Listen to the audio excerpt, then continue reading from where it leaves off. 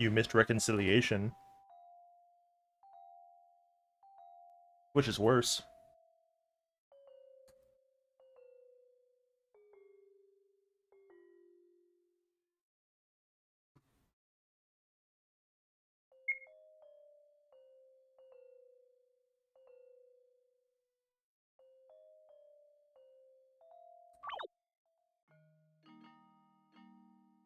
Okay.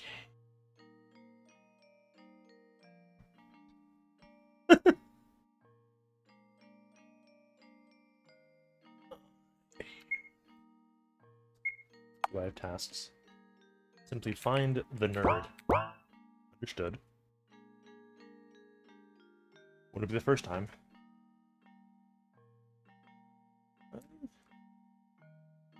Right. This game doesn't have fucking WASD. I already forgot. You know why? Because that's fucking stupid.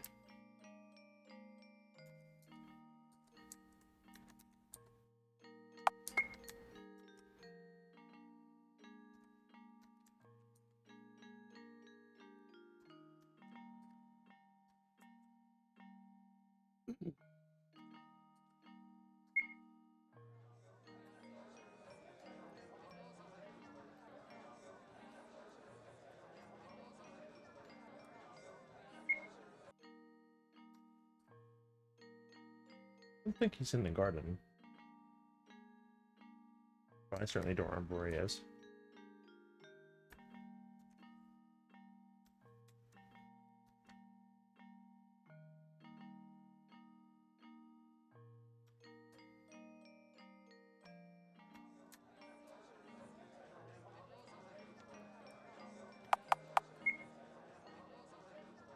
Probably.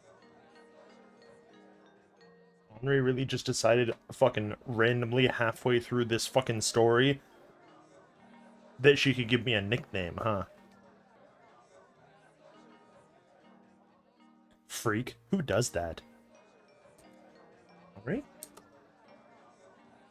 Henry practically throws herself at me. Yeah. A wide smile is plastered on her face. Cute. I missed you. Hey, hey!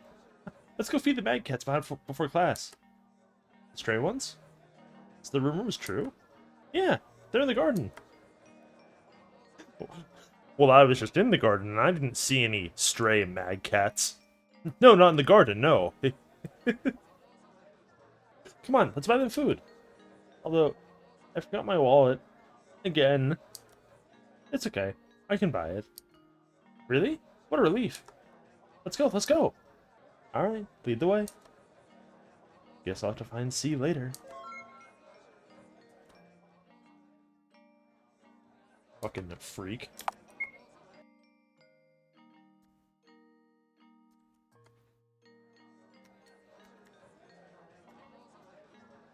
Healthy food. Junk food. Oh, I barely have any money. It's okay. Let's settle for the cheap stuff then. Acquired junk food. You're really gonna get... Listen, Mad Cats deserve the gourmet food. Like what? Come on, dude. You're gonna give them like the fucking binkies? Like, what's wrong with you? Come on, we need to go there right now. Sorry.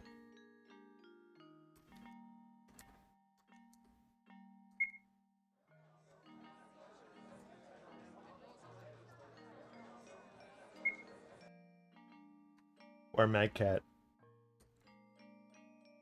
No! No! Aw. Mad Cat's nuzzle against my hands. No need for formalities. I'm just a mere human. I bring up the snacks we brought. Today's special flavor is failure and impending doom. Mad Cats hastily eat with eagerness. Good cats. Let's visit them the next time, too. Sure. Now then, let's get back and change for PE class, shall we? Sorry. There's something I have to do before the lessons start. But I'm here. What other business can you have? Henri's a good character, but if someone spoke to me like this, I would hit them immediately. Are you fucking kidding me? You would get smacked upside the head.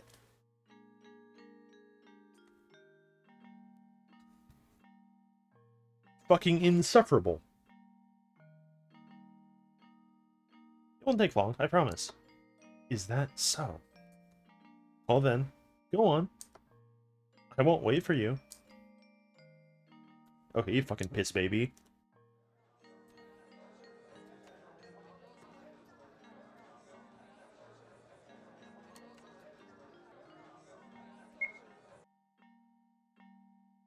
And I'm pretty sure as the resident Hello Charlotteographer, the Charlotte historian, if you will, that is probably the correct way to interpret Henri's character in chapter 2.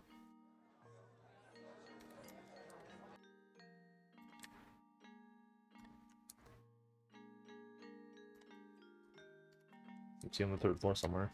Is he in the bathroom again? He probably is.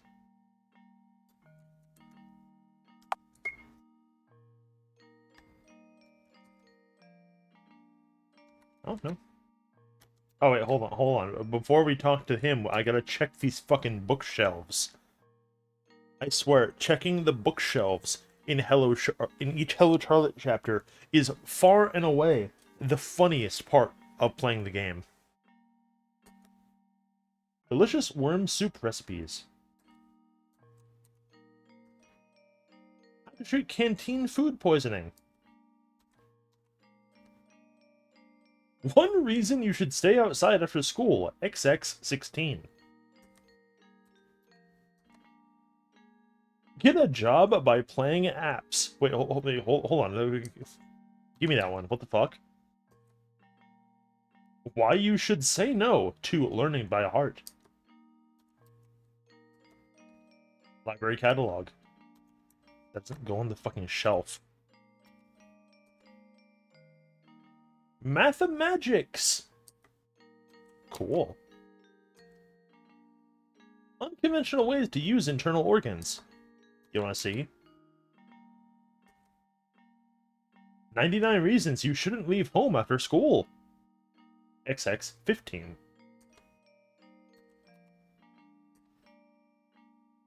How to peel an apple without hurting yourself. Why the fuck would you peel an apple? You're only supposed to eat it with the skin on. You're not allowed to eat it without the skin.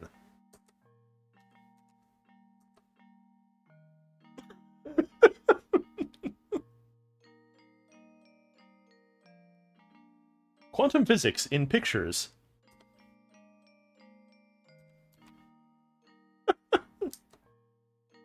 How I became successful by procrastinating. Cool. What's this random student have to say? A lovely girl is talking to me on a lovely day. I'm so happy. Oh, this was a mistake.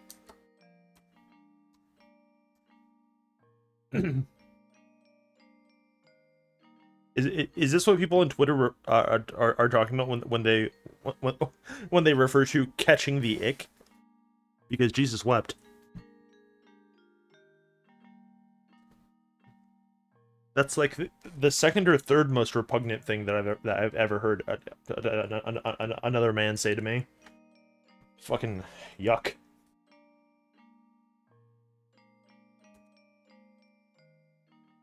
So he puts down the book he was reading when he sees me. Hi there.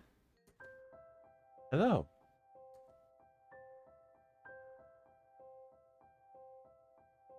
Why would someone say awooga at me? Can you give an example?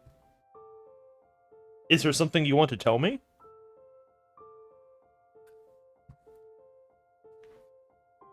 Busy? Sort of. I'm gathering information on this world. My memories are incredibly out of order, which is a great inconvenience. But all I can find were illustrated manuals for express weight loss, and lists of ways to become a billionaire by clicking pop-up ads. There's also a collection of must-read classics that no one will ever read. Oh, okay, whatever. It hardly helped with the organization of my mindscape, but it was an entertaining read anyway. Perhaps the school library isn't the place you should turn to. Yes. Perhaps I should have taken the leaflets they were handing out on my way here. If you wanted knowledge on sales in supermarkets, then absolutely. Oh. Why don't I give you my notes? I hastily bring out the Book of Truth from my bag. Charlotte, you mean the Book of Truth that got fucking torn limb from limb and was rendered unreadable yesterday?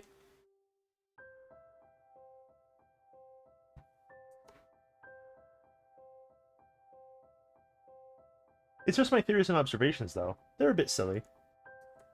Here, you can have it. C reaches out, but only to stop midway. His breathing hitches.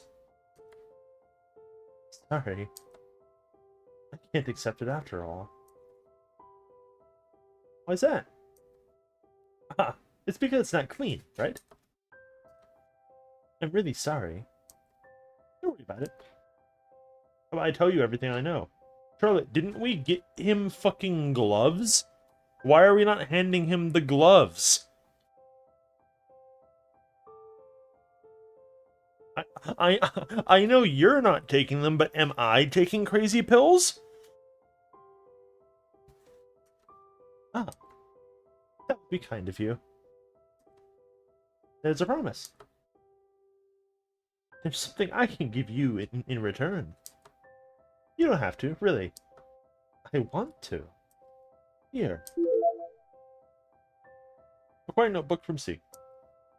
I write stories, you see. Perhaps you'll find it interesting. You can throw it away after you read it. Don't worry, I'll keep it. Oh, I almost forgot. I brought you these. Yeah, that you somehow fucking forgot, despite them being the more prominent thing. You could have given him the gloves and then given him the fucking book. And the gloves to see. You said you didn't like touching things, did you? He looks dumbfounded for a moment. Are these for me? These for me? Do you see someone else here? Well. Actually, there's a guy in the bottom left and whatever, but you know we don't need to count him. No, it's just. Thank you. You really needn't have done so much for me. Don't say that. I'm happy to be of help to you. Sorry, I gotta run. We have PE class today. See you, see. To the changing room. Once again, we are not posting Awuga just because she's going to the changing room. That's fucked up.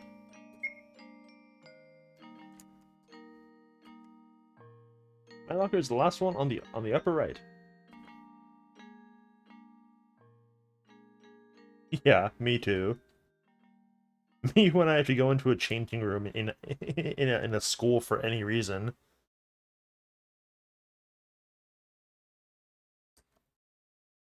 Something's off here, Seth.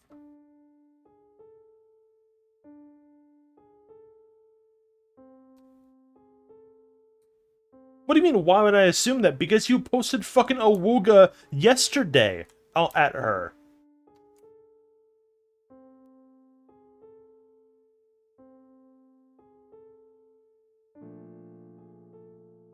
Well, what? You think when the day ticks over, everything that occurred that day is fucking erased from my memory?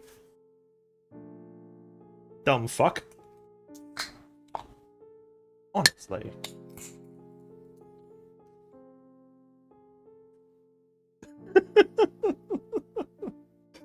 Did you not see her? Did that look like an adult?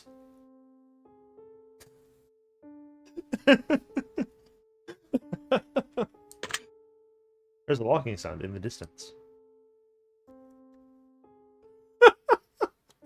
Bro's gonna hit me with what is the charge?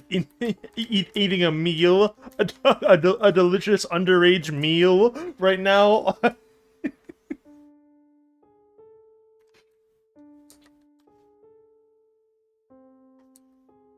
It's really locked. It must be that teacher. It must be that the teacher accidentally locked me in.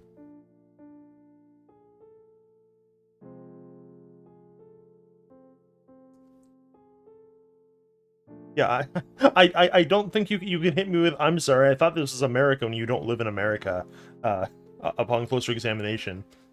I don't think that applies. The oddities push me to the ground. Oddities, huh? As they rip apart my body parts, I cough out a considerable amount of ink black matter. What is this? I'm suffocating. There's somebody.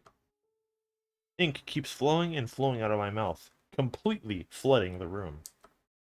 In a moment, all went black. Shire. Wake up, sleepyhead. Right? Finally awake, I see.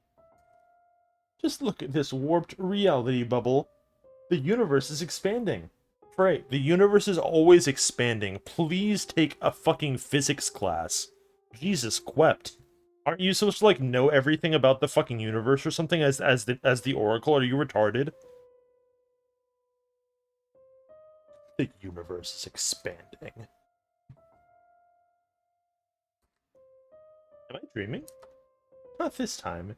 You're perfectly awake. But you're here. Do believe me, I'm as puzzled as you are. I see. They say going through the looking glass is a classic symbol of disassociating from reality. Does that apply to you, too? Frey, I have schizophrenia.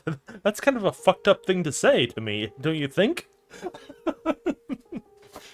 That's a rather insensitive comment. I have mental illness.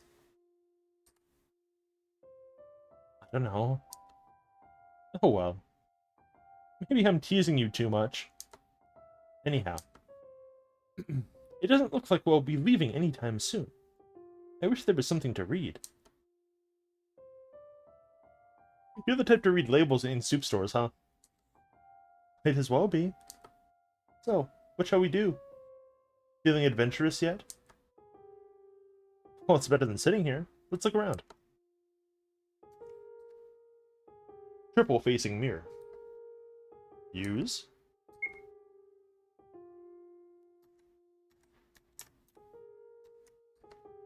Double facing mirror.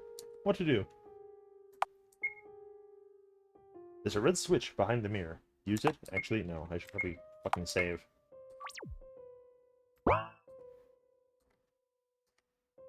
Because if we use this, it just takes us back.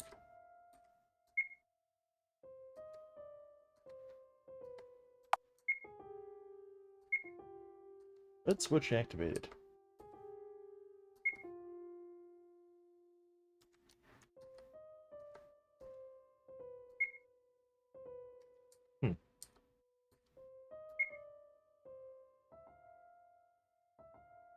How the fuck's that gonna work?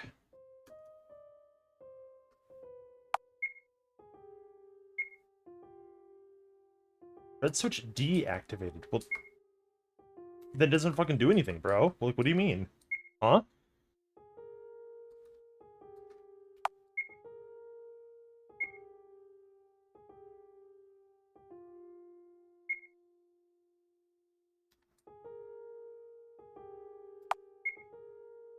There's a white switch behind the mirror. Use it.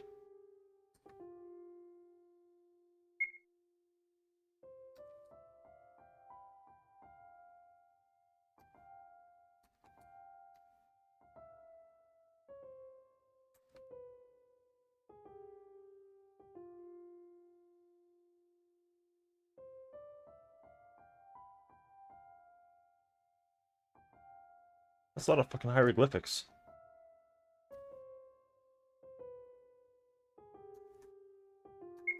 Enter a number.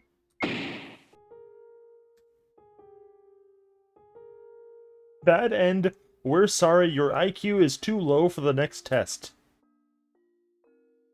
Unlucky. Like, I never heard that one before.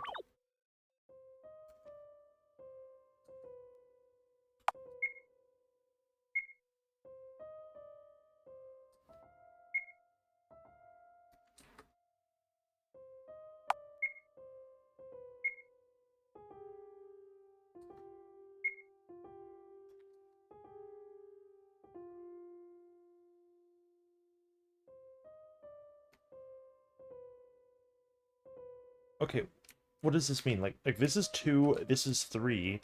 The fourth one is 0.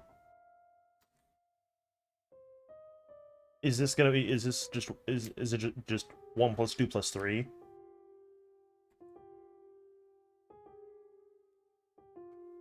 I guess.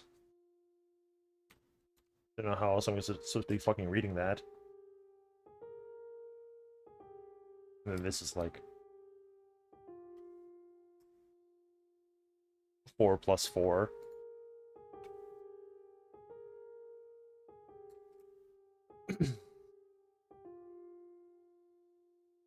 And then this one is like, but then this last one doesn't make any fucking sense. All 3 of these have to be a number that is below 9. Except, if this is like a clock or something, then that's 3. That's like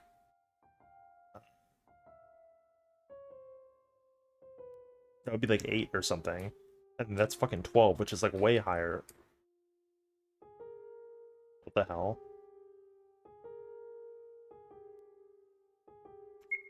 I'll search probably safer here.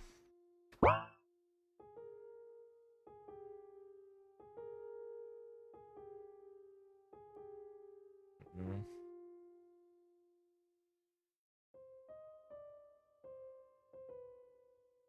Like, the first two being, like, straightforward looking are super at odds with how fucked up this third one is, I feel like.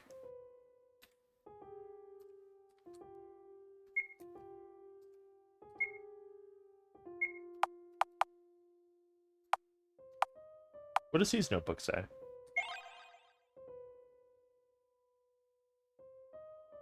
There's a text titled, The Story of Two Gods. Read it. Long, long ago, long before the universe was created, there were two.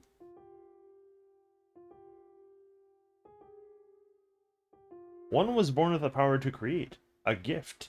The other was not. He only watched new creations come into life every passing day. So, creator and observer they became. These were the names they gave each other. Every single thing became real the very moment creator thought of it. So he created, accidentally, chaotically, indiscriminately, while the observer arranged his creations into structures, giving them order. That is how the world was born. However, their bliss did not last long. Even, even after every single atom in the world was peacefully arranged, the gifted one continued to create, threatening all order that came into existence over billions of years. So, for the world to continue its existence, the Creator gave up his own life. I'll give you my power, he told his friend. Yeah, after billions of fucking years, you fucking dickhead. Like, listen. If you're over at somebody's house and like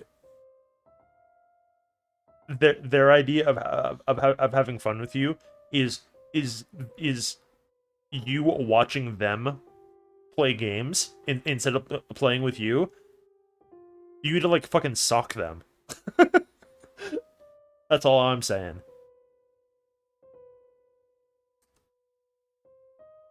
Kill me and become the keeper of order in this world, he asked of his lifelong partner. The observer refused. How could he destroy the most important existence in the world? Please, the creator begged. Save me before I become chaos in its pure form.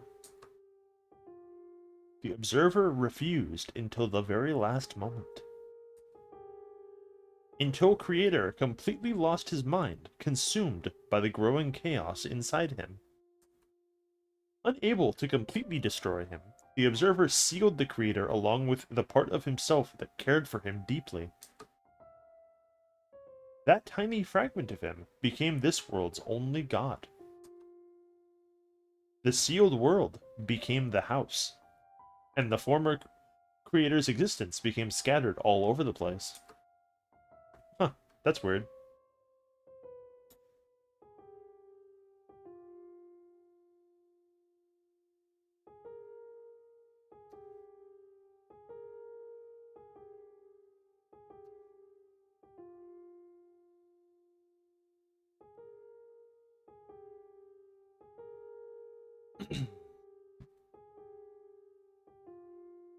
There's a phone.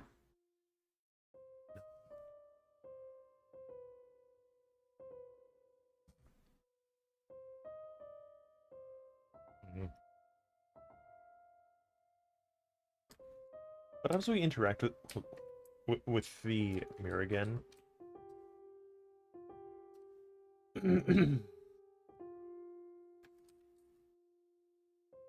it became a normal mirror. No going back then. Okay, well, there's no going forward either because this puzzle fucking sucks either, Rain. Please.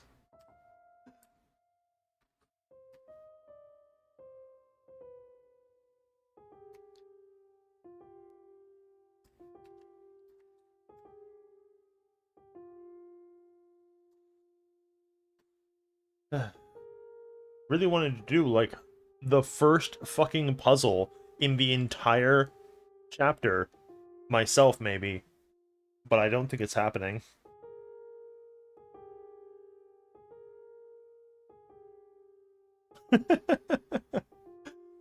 Sucks.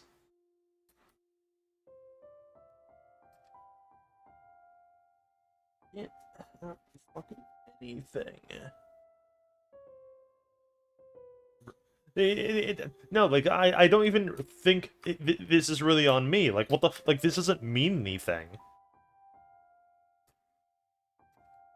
Go to the white ones. Yeah, is this one not 6 and then 8 and then fucking a thing?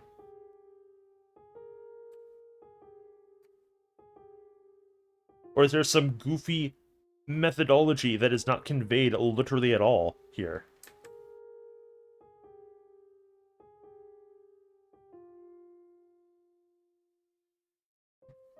It's cool. Okay, then what is the solution?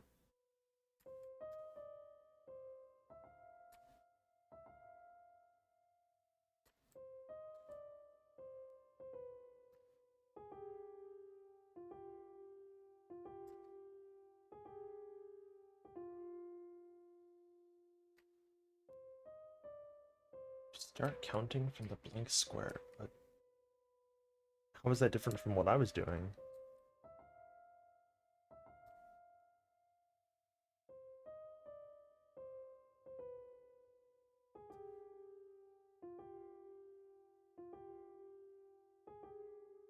Uh-huh.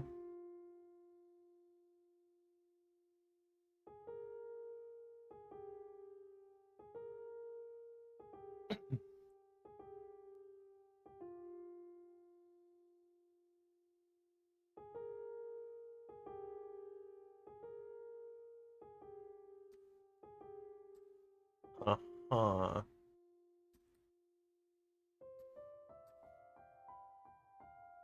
So it's like two, just like 210? Yeah, like I super don't fucking get that at all.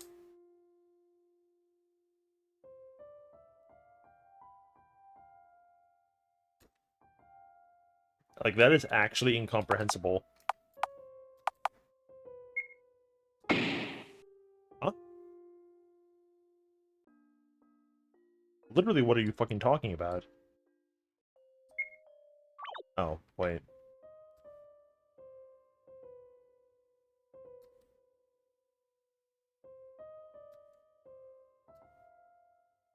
Yeah, you said from here, so like...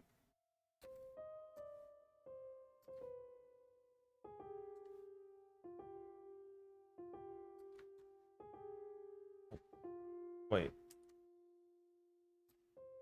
No, yeah. 240, I fucking guess. Dumb.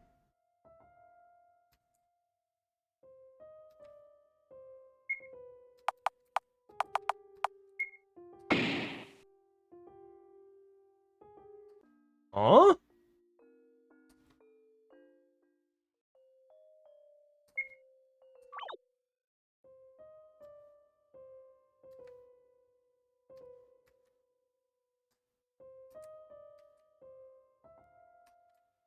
There isn't one, dude. There's fucking literally nothing. The only thing we can interact with in this room and the next room is the thing that we fucking enter the number in.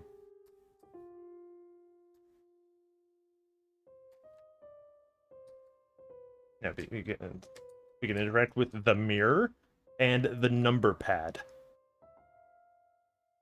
What? Which picture should complete the row?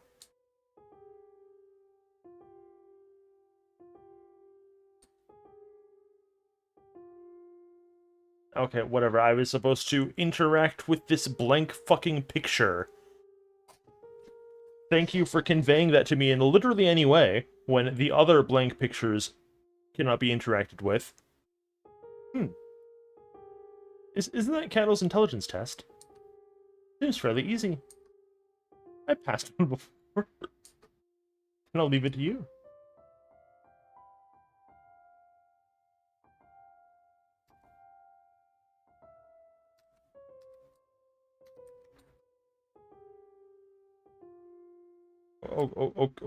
Okay, that, like, gave me, like, a crumb of, like, something.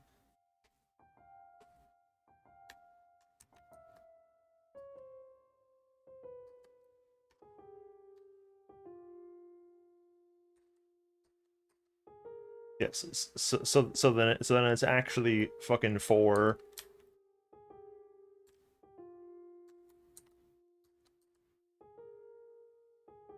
4, 5, something.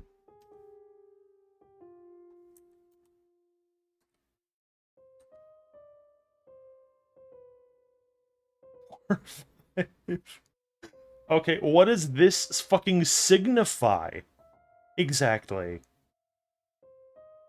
Is this gonna be 4? Because 3 would be like this one.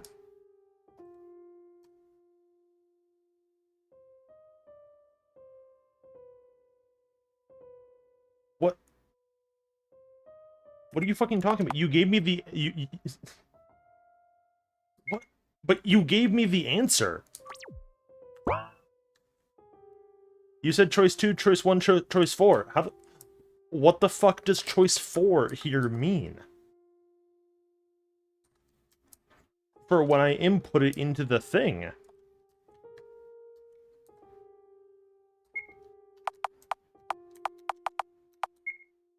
Whatever, I'm fucking brain dead, I guess.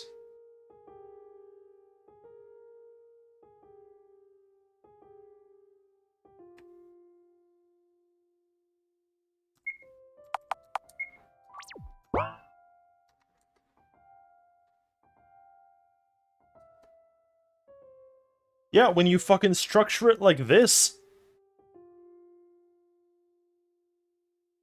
and you give me an overwhelmingly...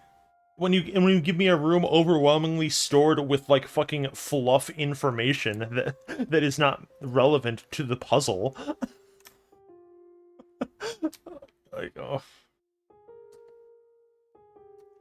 You know. What's a gimmick here? The mirror is smeared with ink. There's no way back. I don't know what the what was even asked. Literally no one cares. Mirror to reflection room.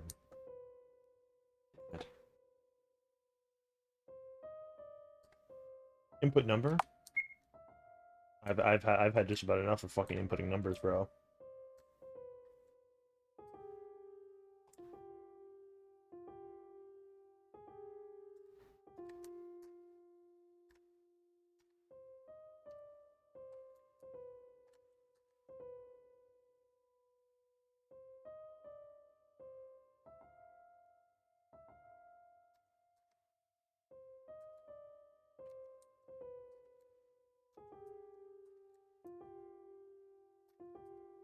Where is, like, the thing that tells me, like, what we're doing here exactly? You gave me fucking 4 rooms with that all had their own number, brother.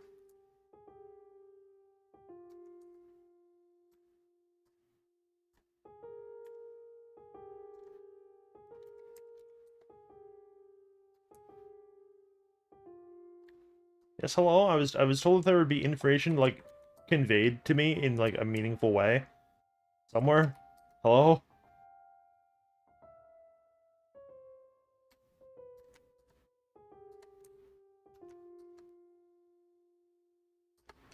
Nuh-uh.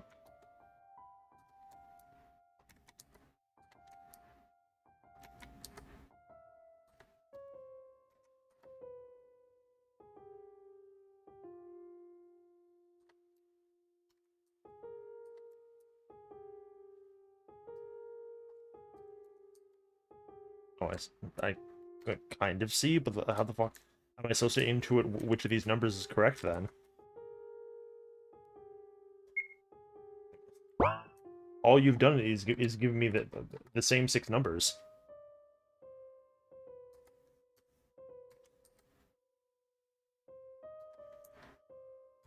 Are they like...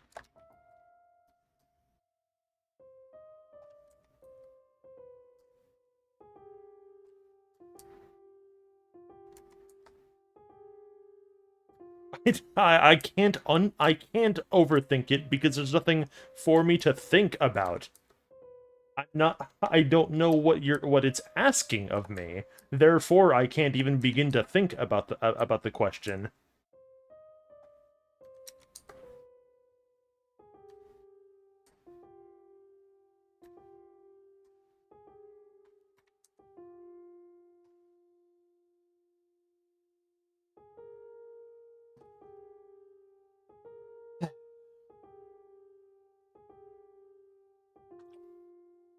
I can get rid of these numbers in the window now.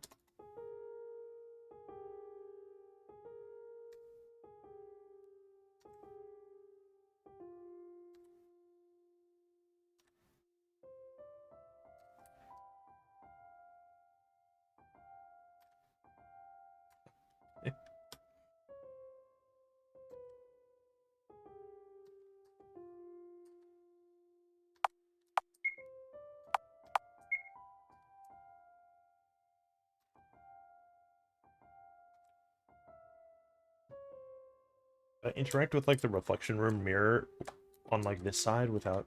No. What? Why would I be able to?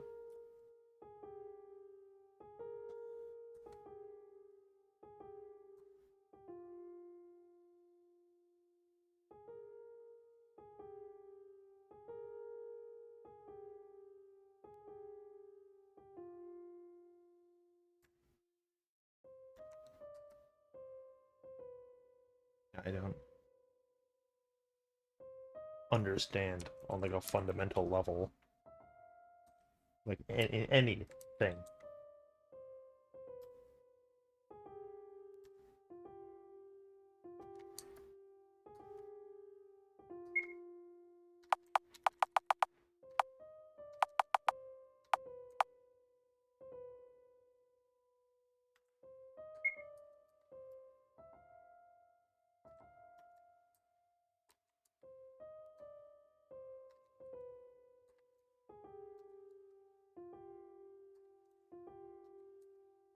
Five, five.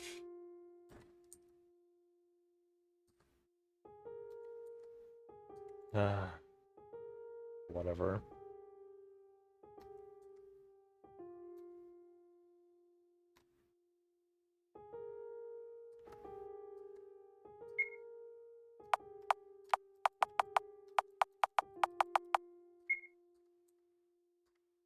For space, I didn't mean to.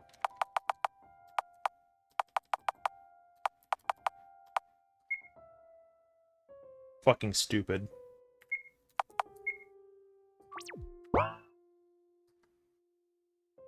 See the past, and you'll see the future.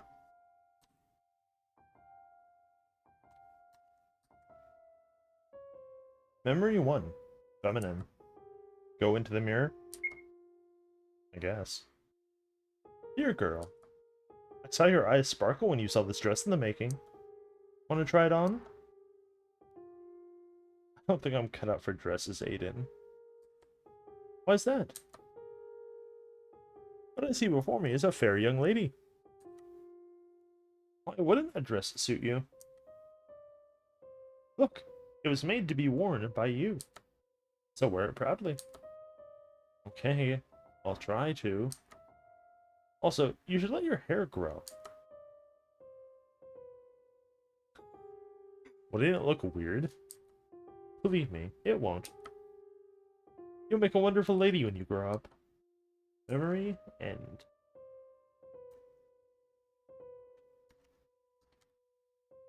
Memory 2. Individuality. Go into the mirror.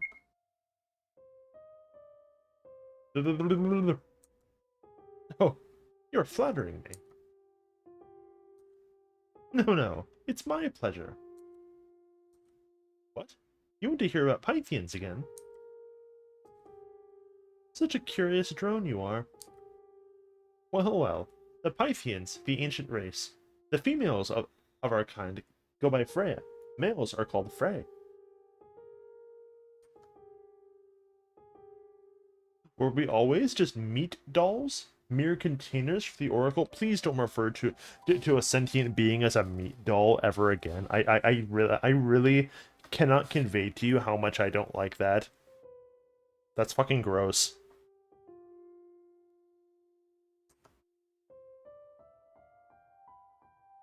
No, we weren't. We never were.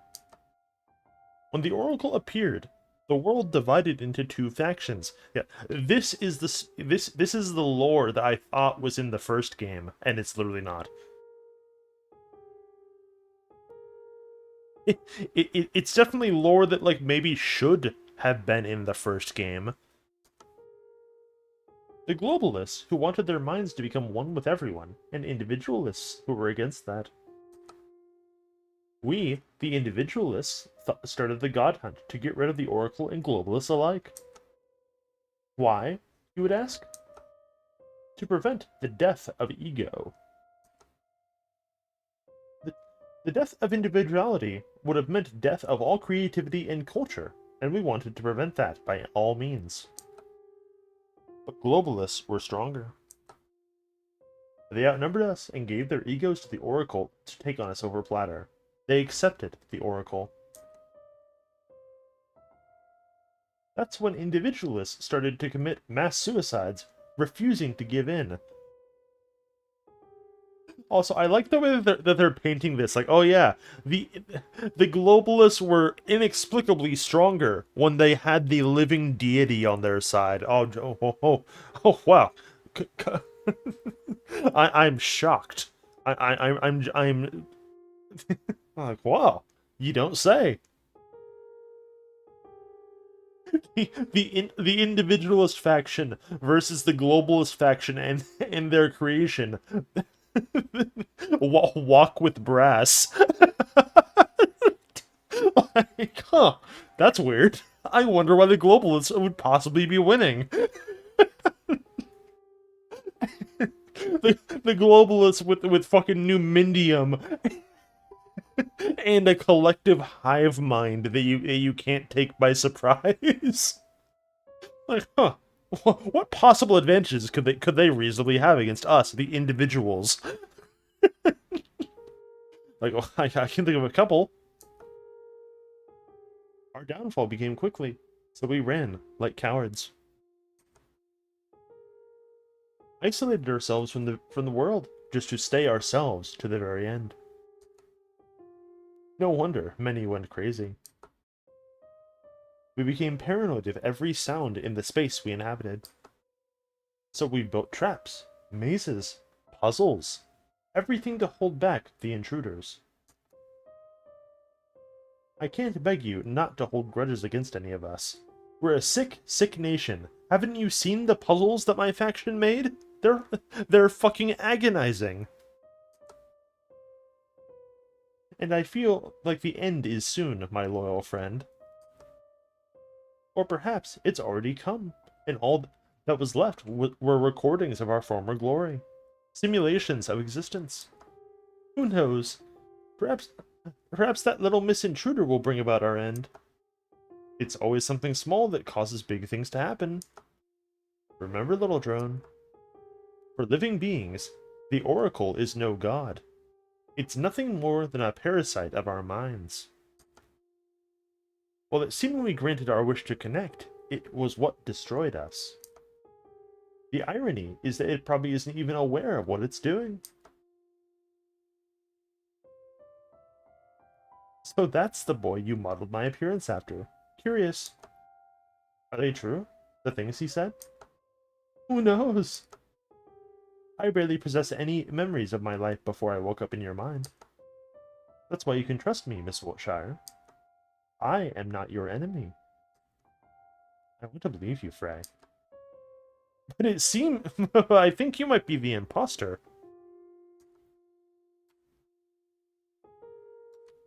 Didn't you hear the insane anime villain monologue that you gave me on the second day?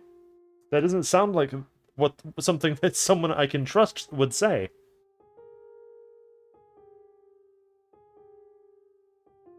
Memory 3. Decomposition. Let me get rid of these numbers now.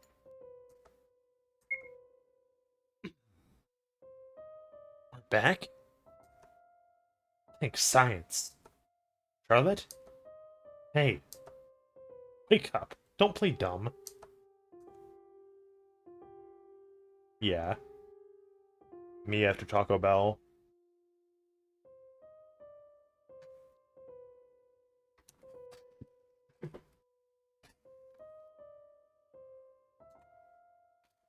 Jeez.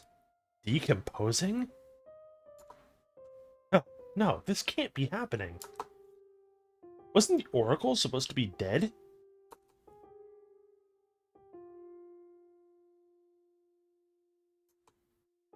You know, Miss Wiltshire. Yes? I had a thought there. Which may have also been your thought, but that's besides the point. Maybe Mr. Honecker started distancing himself from you because he became afraid of you. Didn't you see how fucked up that CG was? Felix is not a coward. Is that so? Then perhaps afraid is a strong word. He's just not sure it's you anymore. You turned into a lump of meat right before his eyes. Wouldn't anyone have suspicions? Perhaps you're right. We can't go back to those days anymore. Ray sighs. It's all because you took pity on me. Now you're doomed to face the consequences. That's all there is.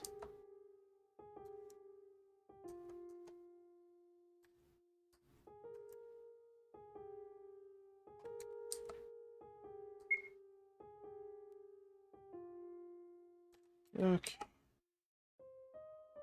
Particle manipulation mirror.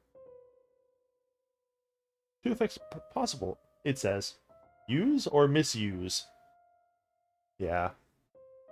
Every time I need to interact with anyone or anything, this is the menu that pops up in my head.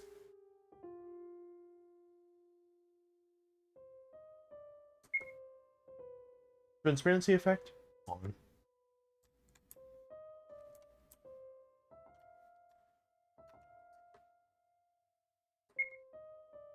Transparency effect? Off. Misuse. Warping effect? On. The gifting. Also try to save. Use. Gifting mirror. On. Got candy from gifting mirror. Misuse. The mirror doesn't seem to be functioning.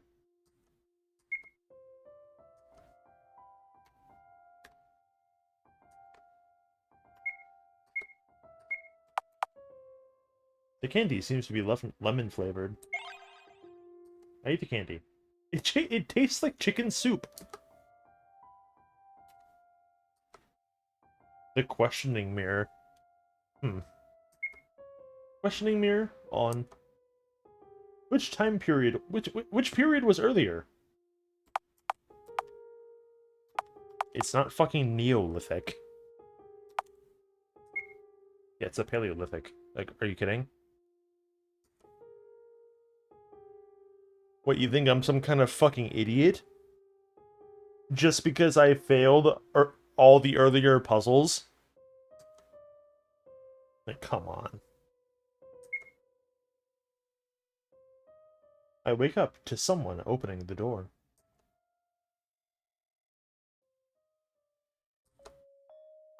Oh, you were here?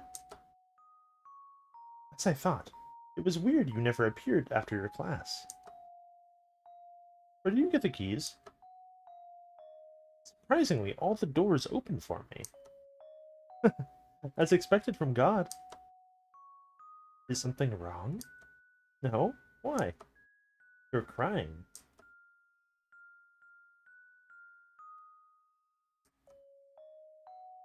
must have startled you. Hmm?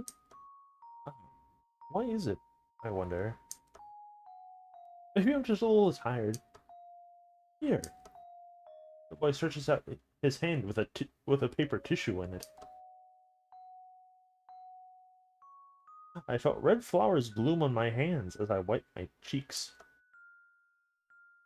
Hmm, that's not supposed to happen.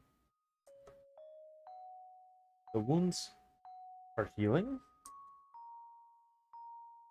Thank you, C, for coming to help. You're welcome. You should go ahead of me. There's something I need to take. Ah, alright. Take care.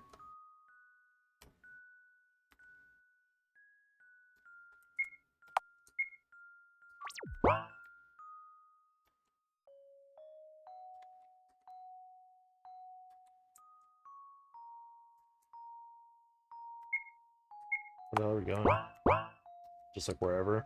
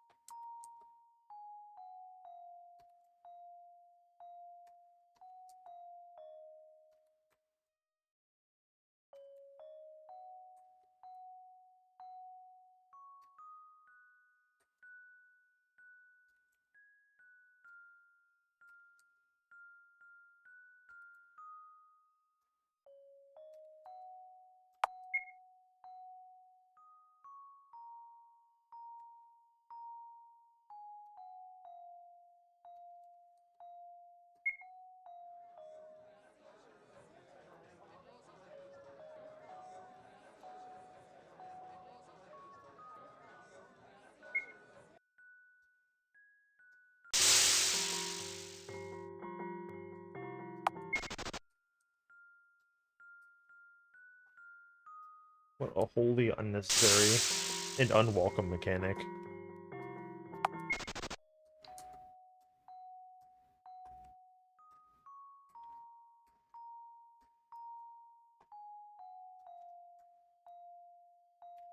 No, nothing.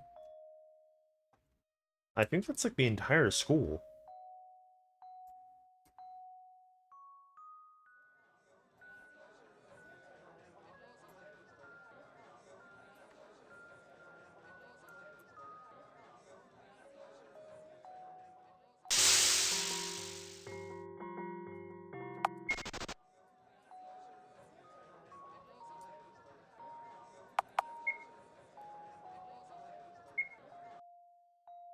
Because that's like everything on the third floor.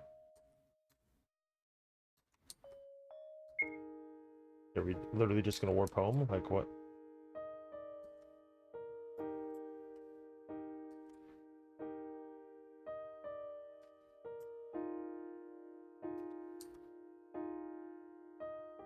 Please don't move so much.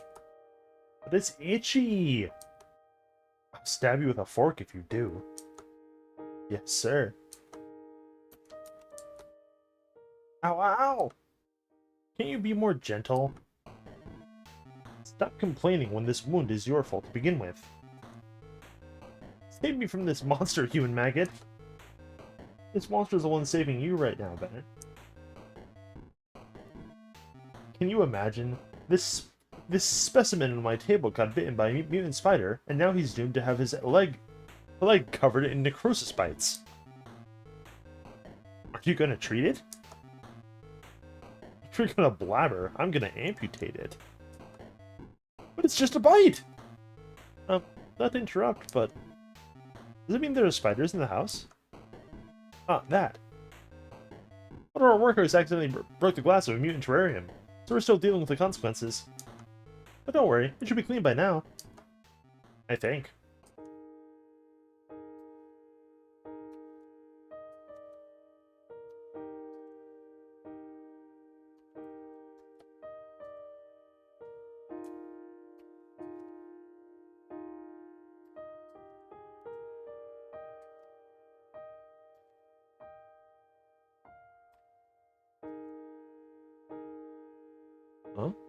It's rare to see workers in the library. Hi! Hello, Florence. Stay with me, fellows. Wife. You look pretty today. Thanks.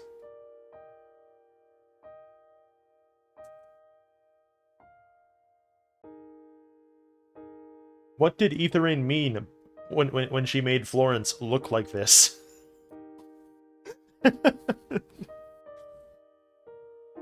Good gravy. Thanks for helping me the other day. I brought something in return. Florence brings out a small cube. It's my Bennett blackmail logs. I extracted some memories from his brain while he was asleep.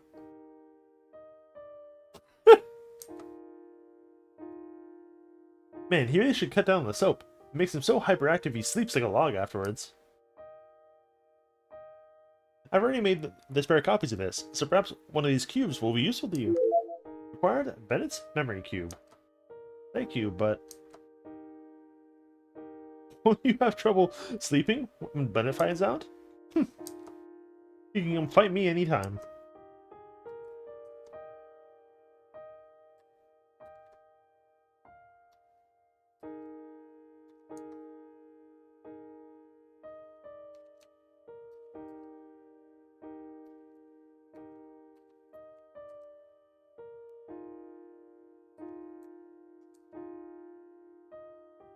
Dr. Huxley cuts the body on his table in half.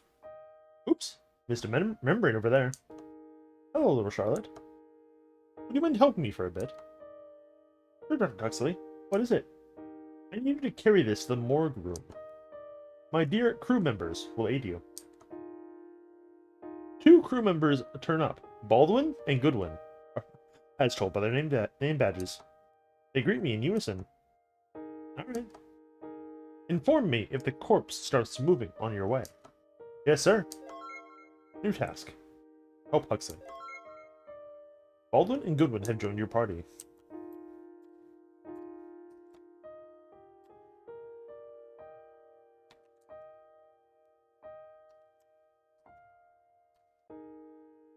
Bro, what's the fucking morgue room? Like, that's not real. You fucking made that up. Like, we don't have one of those.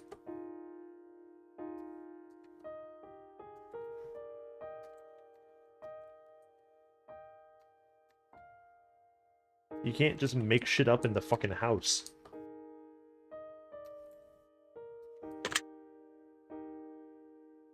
Excuse me. This room's door only opens for people that have X in their name. Neither Baldwin, Goodwin, or Charlotte have an X in their name. What the fuck? Huge plot hole found. Are they stupid?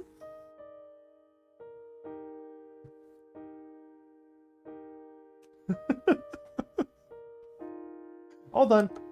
Yay. Bye-bye, Charlotte Wiltshire. That was uncomfortably polite.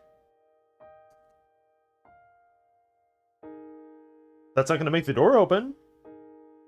Bye-bye, you two. The workers leave shortly after, returning to work. Do any of these open? I doubt it.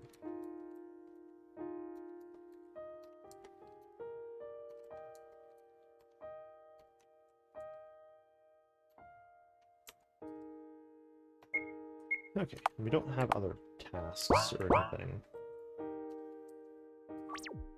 Okay. You guys ready to see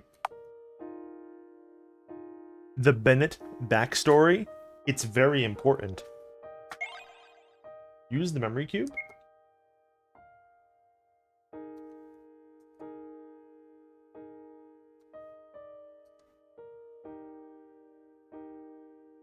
The planet I was born on had 2 races living on it, humans and Overmen. We looked the same, yet our roles in society were completely different. I was born as a designer baby in the laboratory of human resources. A B-type, born to live on nutritional soap as a lab rat for testing cosmetics. All for the sole purpose of a sticker saying, "Safe for skin, approved by leading dermatologists," on a tiny tube of cream.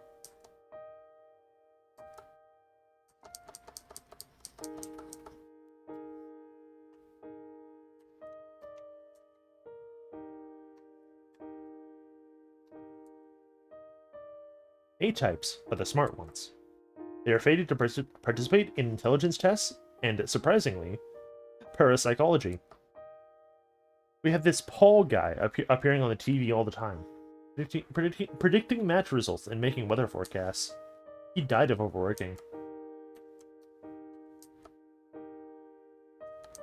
Okay, wait. Yeah. B-types are good-looking and have good stamina. They're used in commercials, the movie industry, and medical tests. T-types are the living stock. They're used for mass-producing meat products and candles. Pieces of clothing, sometimes, but it's banned in most areas thanks to some activists.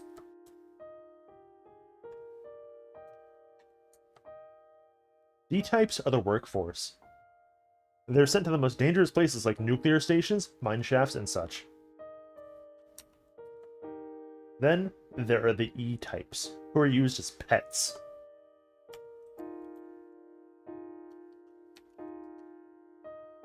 Yeah, spoiler, Bennett does not have a good backstory. In our department, a rare achievement system was developed for us to stay motivated. We all collected MP, which stands for motivational points. Bennett, did you perhaps grow up on like the ICP homeworld? Because that would kind of make a lot of sense.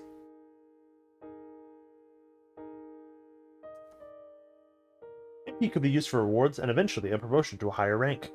It kind of sounds like it. The goals were simple. Tough one.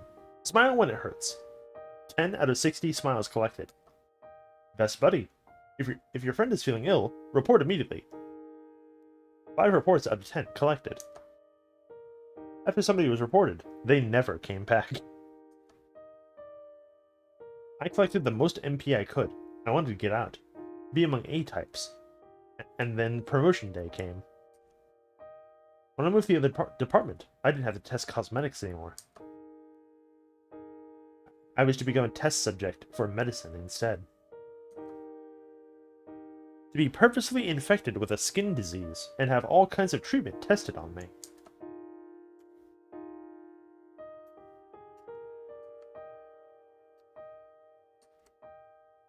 My hair fell out, it grew back. My bowels were full of ulcers after I took an experimental drug. They were restored. I vomited and vomited and vomited. All food turning sour in my mouth. It felt like my insides would come out through my esophagus. Rinse and repeat. Rinse and repeat. Over and over and over and over and over and over.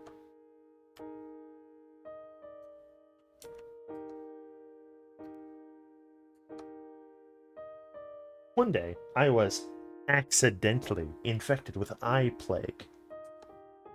An incurable disease that makes eyes grow on both the skin and internal organs of the infected. Naturally, I was scheduled for disposal. I spent a month in isolation, thinking it was the happiest time of my life. Then, disposal day came.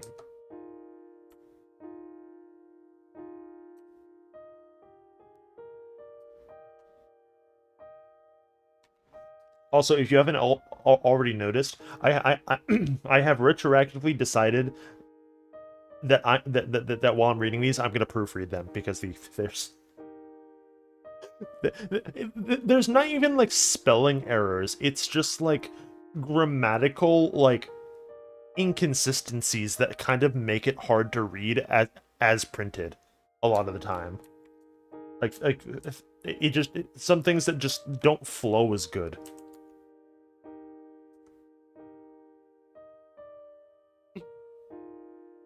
A person in a lab coat came in, looking too young to be an executioner. Hi there. Nice to meet you. I'm Henry Huxley. I know you're scheduled for disposal, which, by a lucky coincidence, is today. But it's been cancelled just an hour ago. Just my signed papers for your ownership. Sounds better than dying, doesn't it? I'd rather be dead, Mr. Huxley.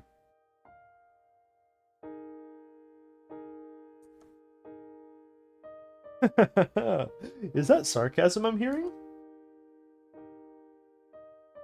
Ah, yes. They must have stopped giving you intellect suppressants, for they are not cheap. Would be such a waste to give them to a defective specimen, am I right?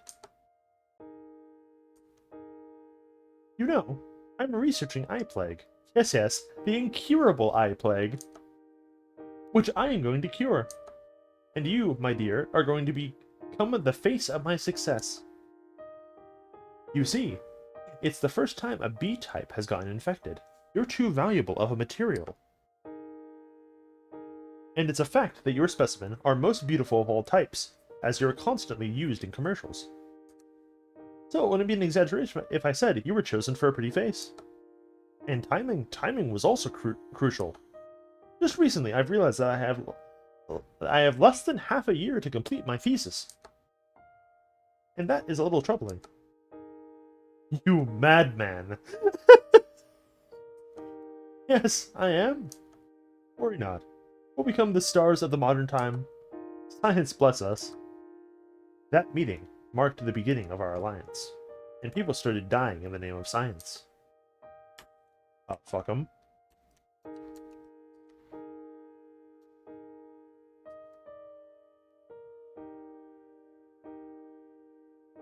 Huxley's utter lack of empathy for both overmen and men alike was the exact reason he was the most successful among his peers. He brought me different books. One of them was A Dummy's Guide to Cooking. A good part of it was dedicated to cooking meat. If an animal dies in distress, its meat will be hard to chew, it said. Aside from regular intakes of soap, my diet consisted primarily of greens and products high in protein, meat included. One day, I decided to ask, "What kind of meat is this?" I inquired of Huxley, who was vigorously waving his hands in the air. As I learned later, he was using a VR environment to work. "Of C-type of your kind, I believe," he answered, not turning away from work. "The greatest delicacy of our time, truly a feast of gods." "Feel like vomiting yet?" he added, genuinely curious. No. I took another bite. The meat was incredibly tough.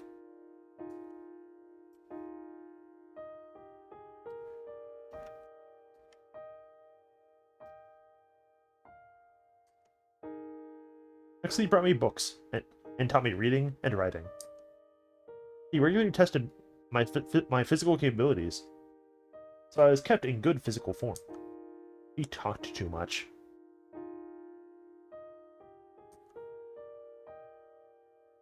Spent more time with me than he should have.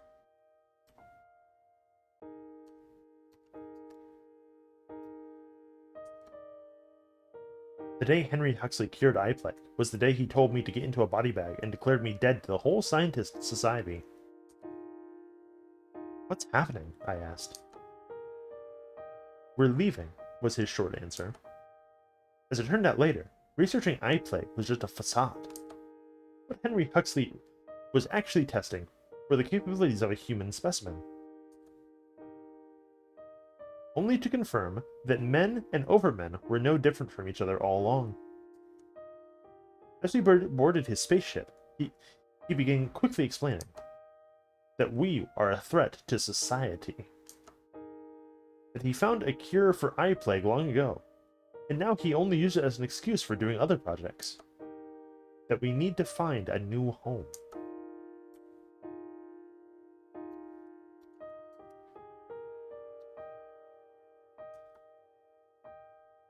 We printed all the money we needed on the day we arrived in the house. And that's how we ended up living here. Memory and transfer home.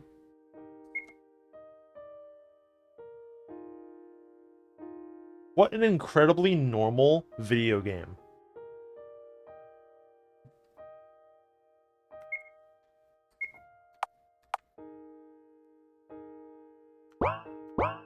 Yeah. Please, let's love Bennett because he fucking needs it.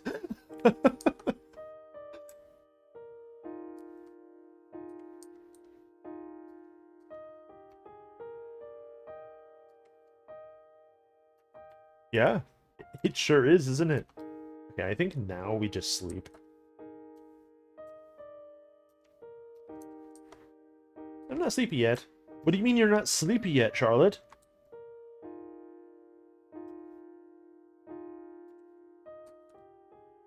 Everyone wants to talk to wants me to talk to Aiden, actually.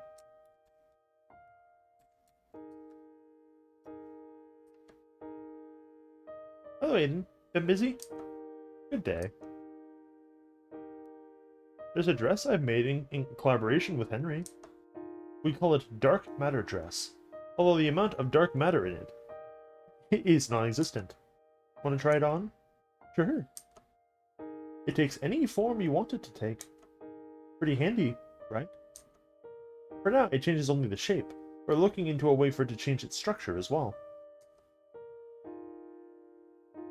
An extra pair of hands or a particle bomb spawned from clothing wouldn't be so bad, right? I guess so. It's cool. You can have it. Thank you, Aiden. I'll cherish it. Got Dark Matter Dress. Now we're fucking talking.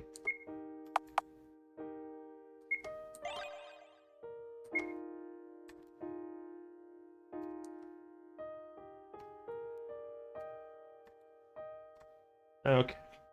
Gotta check all the bookshelves. Soap and Skin sheet music. It's not that I like it because there's a soap in the band title, Bennett said once.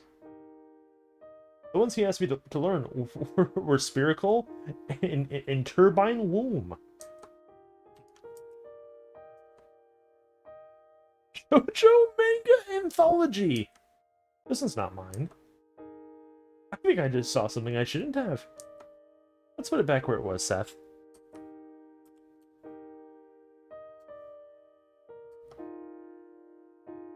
Game sheet music for piano. Felix and Bennett bought this one for Christmas. There are plenty of music scores, too. Movie scores, too. Children's album. This one's my favorite. It's pretty easy to learn, too.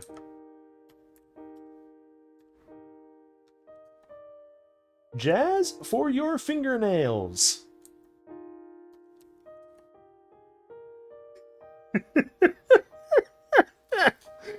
There's a My Chemical Romance full discography among the classical music plates. Haha, yes.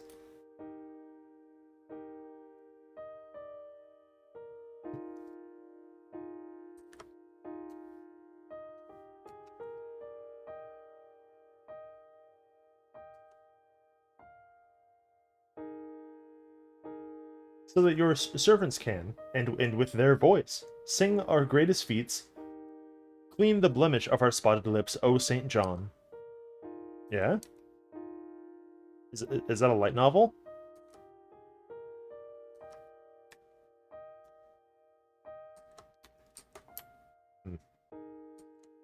Guess we don't have piano lessons today. See you later, Aiden. Come again, dear girl.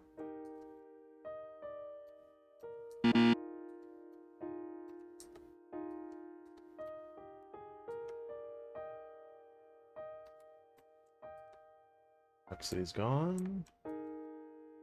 We talked to Aiden. We can't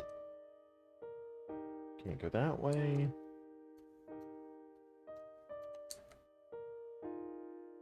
Where did I put the newest sci-fi almanac?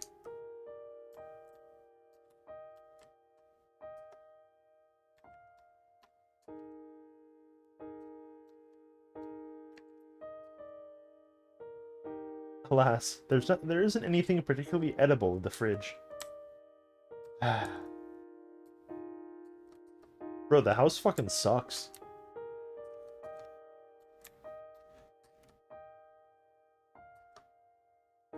But what do you mean they still haven't cleared the acid from the bathtub? It's been like a week.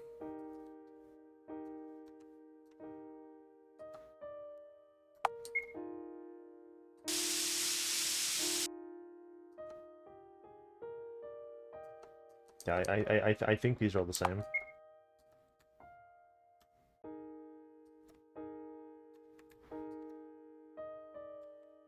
Hmm. Is there, like, inexplicably something at school that we haven't done? Nope. When I close my eyes, I feel someone's presence beside my bed. It's a man in a pitch-black three-piece, smiling ever so eerily. Father? No, it can't be. Father wouldn't visit me of his own accord. That might be the saddest thing that gets said, like, in this entire fucking episode.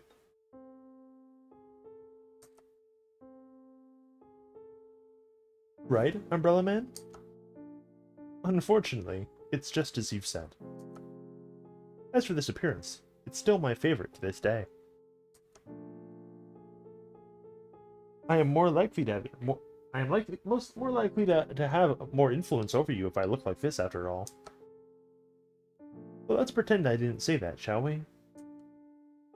Got it. What brings you here? I've seen you collapse at school. Figured I would pay a small visit. How are you feeling? I'm doing okay. You know, I learned new things today. The Pythias I met in the other world were the ones who rejected the Oracle.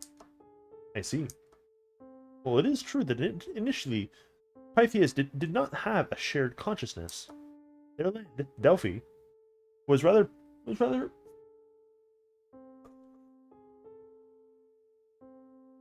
whatever back in the day. I'd say their society was one of the few that successfully adapted the ideas of communism. Ladies and gentlemen, communism can work.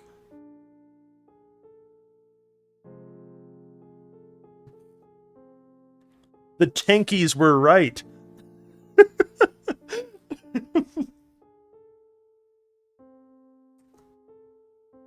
when,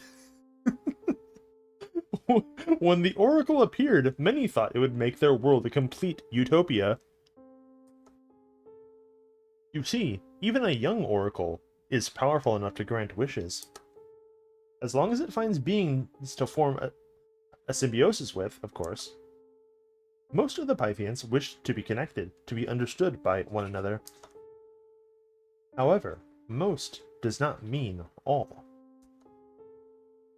The war between globalists and individualists was only the beginning. However, not even the globalists fully believed their wish would be granted. So it became twisted. The tragedy is that their minds didn't become intertwined at once. No, the process was incredibly slow, crippling, excruciating. Imagine thoughts and feelings of other people around you creeping into your head. Buzzing in until you can't tell which thoughts initially belonged to you. Imagine your own mind exposed to others. Your every embarrassing thought, every fleeting feeling. Doesn't it feel humiliating? Constant headache, loss of privacy without loss of ego. The god we worshipped was the devil in disguise. That's when the second god hunt began, of which you had the luck to catch a glimpse.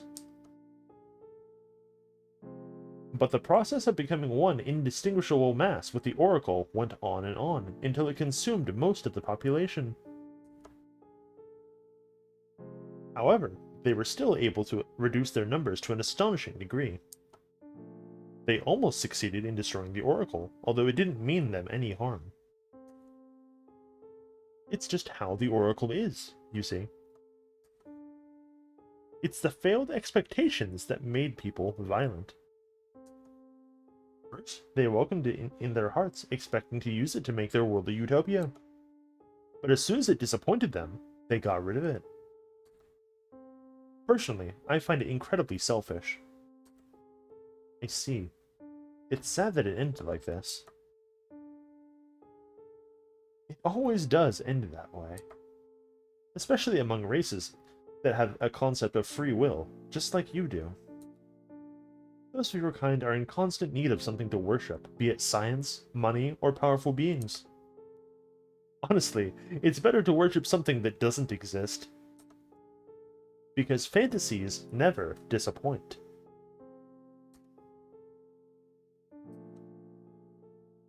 Sorry, I hope I didn't use words that are too difficult to understand. Although, you're almost already a grown-up. Well then, sleep well. Bye-bye, Umbrella Man. I close my eyes. Good night, Seth.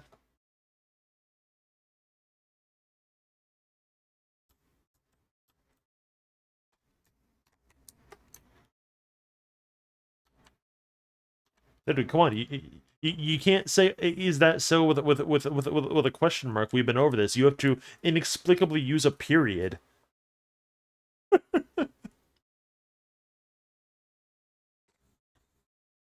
Fucking baffling. We're playing the piano in 4 hands. Wonderful. You're getting better. Hey, Frey. Hmm? I was thinking of the story you told me the other day. Why did the Paper Princess let herself become soaked in ink? Isn't it toxic? Why, yes, ink is poisonous. Then why? Because of love, of course. That's the only reason? It's the sole reason, in fact. It seems there is a fundamental lack of... a fundamental lacking in your understanding of love, Miss Wiltshire. You see, the final and sole goal of love is the loss of individuality. The ultimate death of ego. To love is to sacrifice your ego in order for two to become one. To mold your thoughts, beliefs, hobbies, and character traits into one. That is why Paper Princess became the same as Ink Princess. They became one of a kind. Unless you're willing to give up your ego for someone else's sake, you can't claim to have known love. That's another one on the board, boys. Ooh. It's gonna be a long night. You know, I find the concept of loss of individuality rather fascinating. For it requires the greatest sacrifice of all for an individual. Oh my. Looks like it's about time you woke up. Day 25.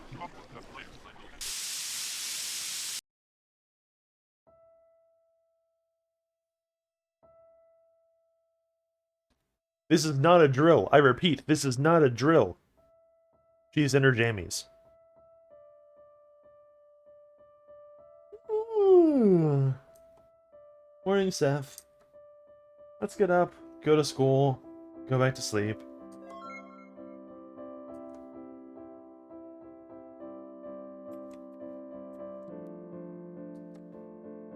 Let's warp. It's faster that way. Charlotte, you know you haven't fed your cat in like 20 days, right?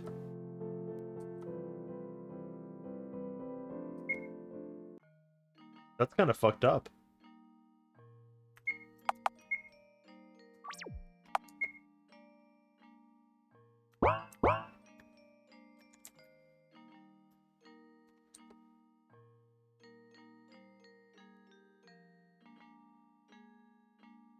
Henri is absent today. Bro, Henri is like about to fucking jump because like you keep like promising to like do shit with her and then like you just go home like when class ends. She's not having a good fucking time. We have promised to like do something with Henri like every single fucking day, and then like and then the bell rings and we just take like the warp fucking cube back home.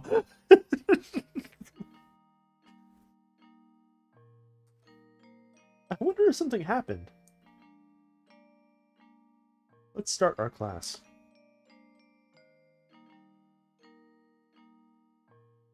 Today is a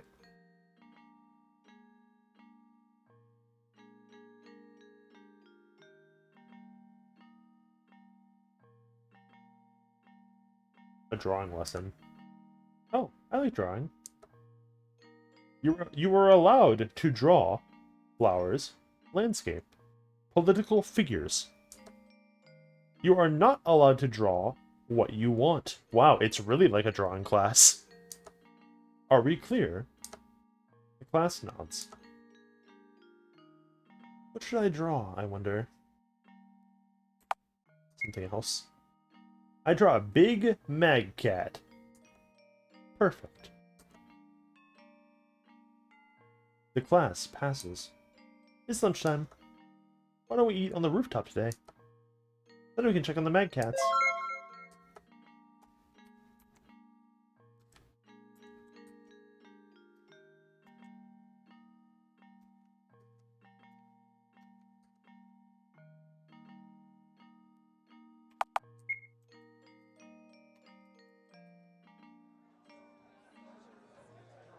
Does a mag cat have Imperium?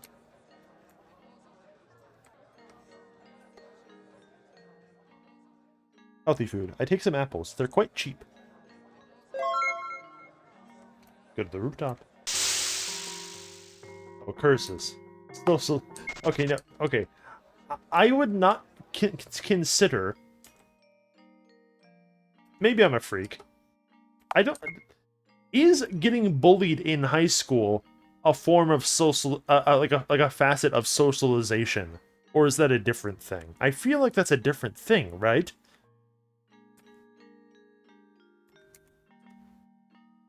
Like, when your parents tell you that, like, you need to socialize more in school, that's not what they're fucking talking about.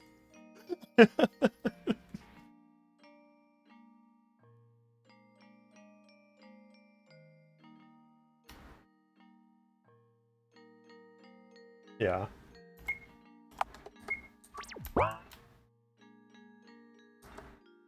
See? The boy turns around, only to reveal a face covered in band-aids. Dude, playing episode 2 of Hello Charlotte, this feels like I've been placed on a fucking visual novel route that I didn't get to pick, doesn't it? Just every fucking day, it's like, okay, we should probably go and hang out with Henri, and then this fucking dickhead shows up. Oh, I should probably go feed the mad cats with Henri, and then this guy is fucking here for me to talk to. Like, bro, the author demands that you interact with the god Blurbo. You can anything in which you do not interact with him can only go so far as a vehicle through which you eventually come into contact with him to interact with him. Like, it's structured super oddly.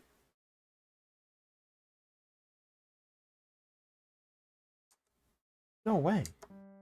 Have you gotten beat up again? As you can see. Well, I did refuse to take out trash during cleaning duties. It's unfair. Why do they pick on you? Because I'm a chuny, Miss Wiltshire.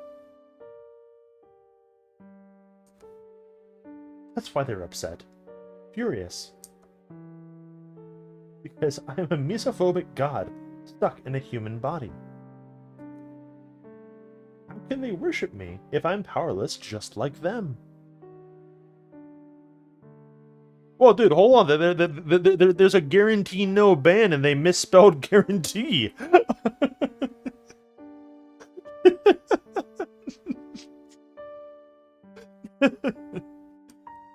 Still, remember, I won't be in this vessel forever.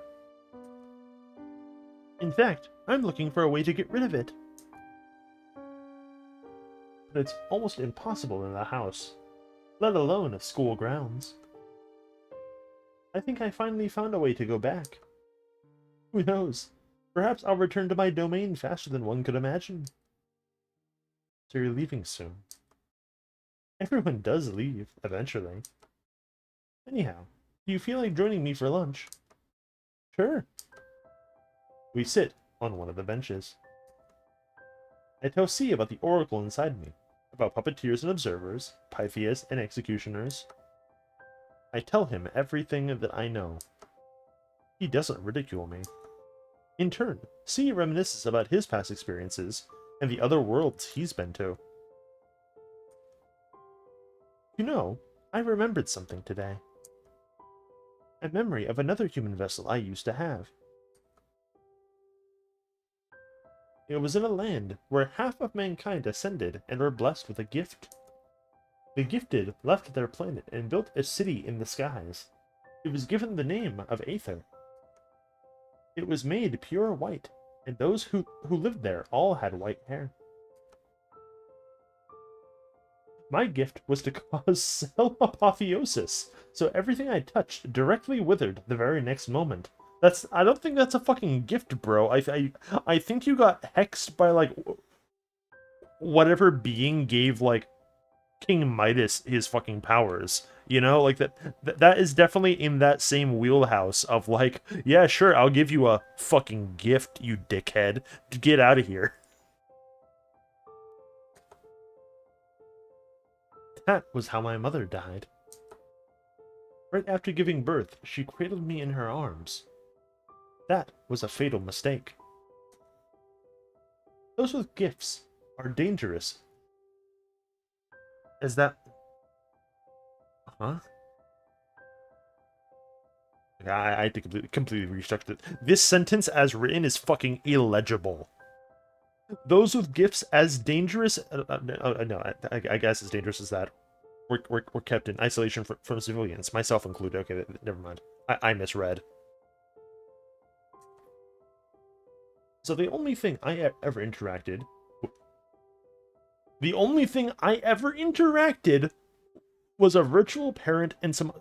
Interacted with! With! You need to put the word with in here. Was a virtual parent and a few other devices.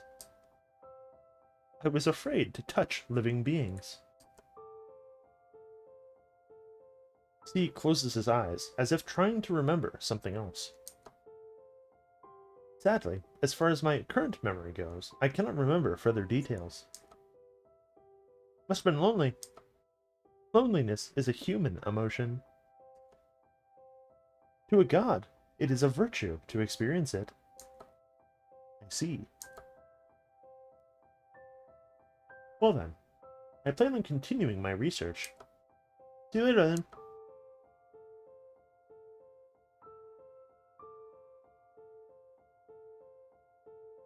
We should go feed the Magcat, Seth.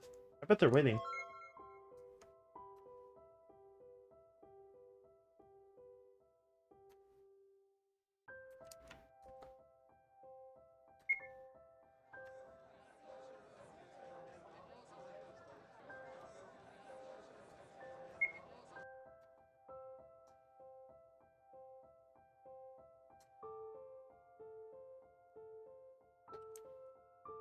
Oh, the Mad Cat's play. What?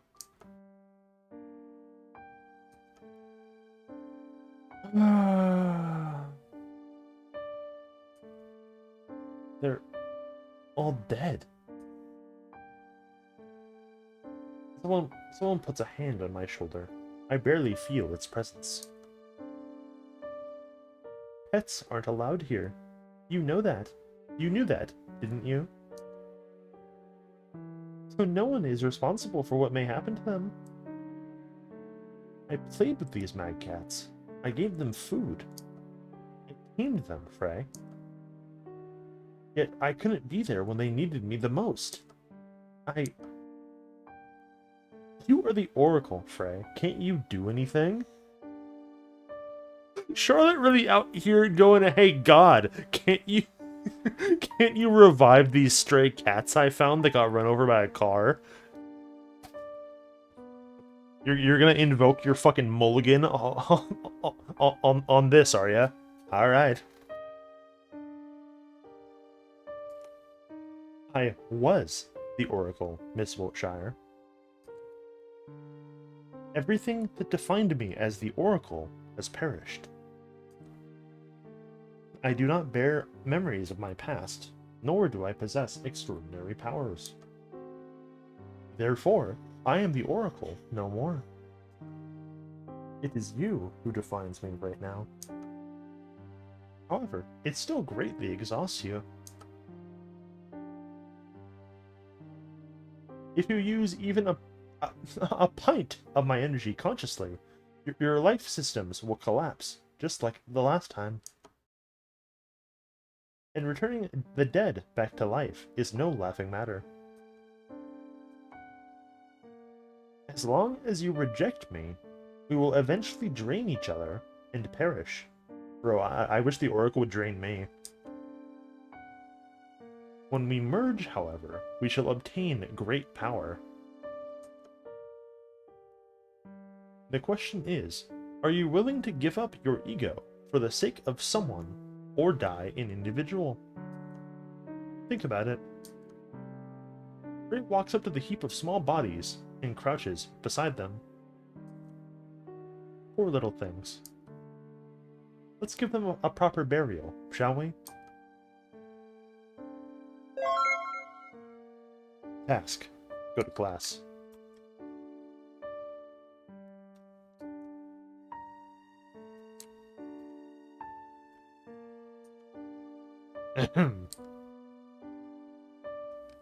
Before we start the lesson, there is an announcement I would like to make.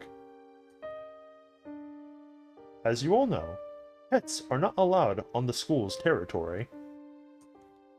Yet, it seems like some of you have been feeding them against the rules.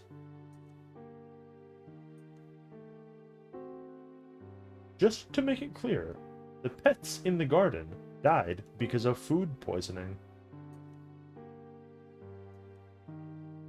You see, junk food is incredibly toxic to animals. Especially ones containing whatever the fuck that is. I know what that is. That's a shit in fucking chewing gum that like obliterates cats, which is most commonly used in snack preparation by Charlie's Junk Foods.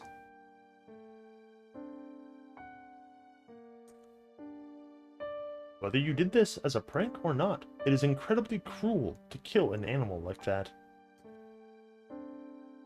So whoever did it, make sure you dispose of the corpses in the garden. The guards aren't your janitors, so I want you to take responsibility yourselves. No way. Can't be. It can't be. It can't be. Their death. It was all my fault? Oh, no, no. It was because they were hungry. It's because Henri told me to. It's because Seth decided to feed them.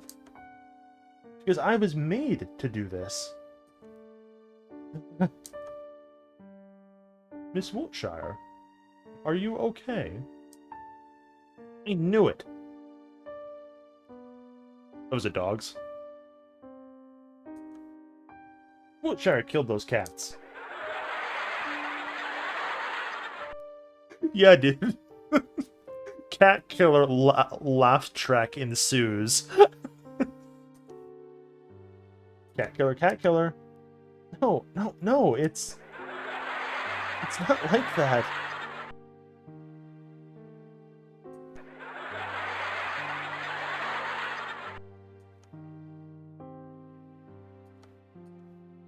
I just wanted to help. Damn, bro, you got the whole squad laughing. Wiltshire is a murderer. Yeah.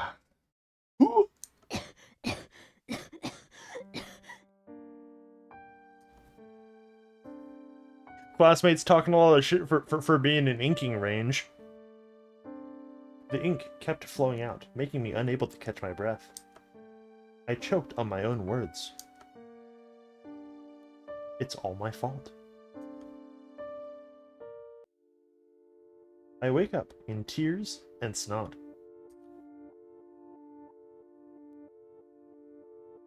Steve's face hovers above me. How are you feeling? Like hell. I've been better, I have to admit. Why are you here? You don't remember? I carried you here. Oh, I've caused you trouble. Even though I know how much he hates dirty things, It's okay. As I thought, you became targeted because of me. But don't worry. I found a way out. Let's go. Where to? What's happening? I found a way out of the house. Trust me, it'll be okay. There'll be no guards, no classmates, no routine in the outside world. No one will raise a hand against you either. But what if we don't like it out there? We'll go back, right? Right, we will. Well then, I'm afraid we can't waste any more time. Let's go. The elevator goes to -1F if it's activated on this floor. That's the floor we need to get to. All the doors open for me, so getting further won't be a problem. Be careful not to alarm the guards. The moment they find us, it's over.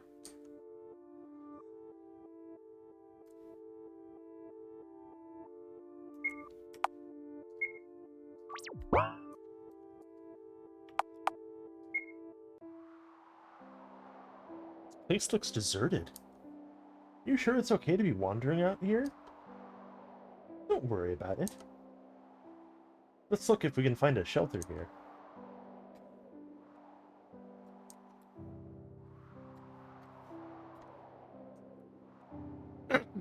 Finally, something I can emote as. Welcome! Oh, customer, you seem troubled, I can tell. I sell you women's rights with a 10% discount!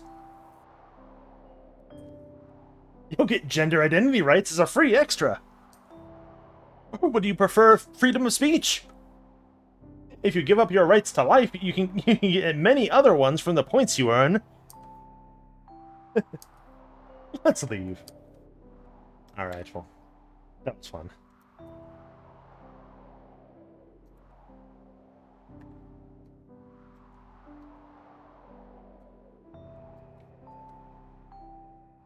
This shopkeeper looks surprisingly normal. Wait until they suggest you living food. Sounds promising, although I don't have my wallet with me.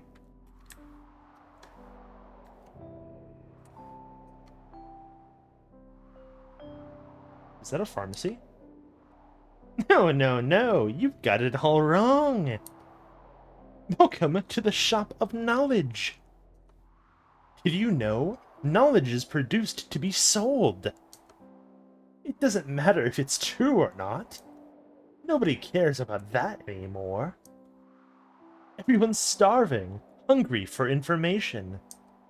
New, old, hidden, forgotten, second-hand knowledge. I've got it all in these pills. But you're minors, so I can't sell you any. How about distill the knowledge orange-flavored chewable tablets instead? I think we'll pass. Thank you for your time. Yes, all the characters that allow me to emote within the funny voices are located outside the house. It fucking sucks. Fucking banished. Something wrong? Well, it says religion on the entrance. But no matter how I look at it, It's just a department store. Oh, silly customer. Did you really think there was supposed to be something else? The religion of the modern age is capitalism, and banks are its church. Anyhow, do you need anything that you don't need? I don't have any cash. Sorry. Not a problem. The money altar is over here. The what? The altar! ATM! Don't tell me you haven't heard of it. Ah, now I see. Sorry, we really don't need anything. Thank you for your service. Come again. I'll be praying for you at the local bank.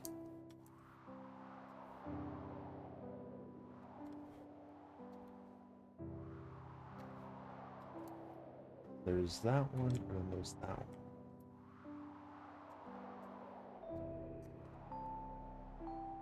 Welcome! We have everything you might ever need. Let's see. Anti-procrastination socks. Anxiety-easing protein milkshake. No. And how about panic attack prevention band-aids? Nifty, right? What do you think? How about I give you a membership card as an extra? Sorry, we don't have any money. Then why did you even enter the shop? Teenagers. How to get paid for wasting time on you? Get lost.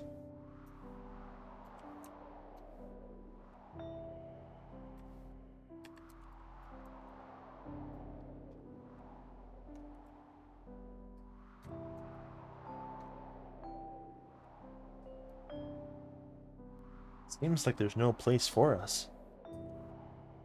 Let's see what's ahead then.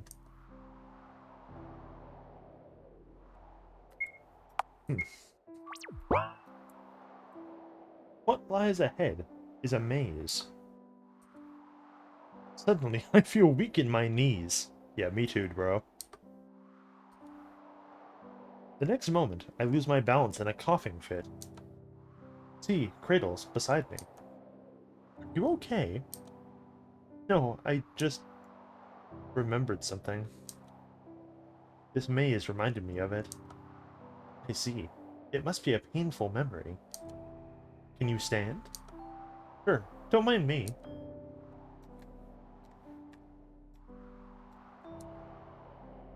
Art, gotcha. One-time use cards inside. Play? Absolutely. We'll look at all the cards at the end.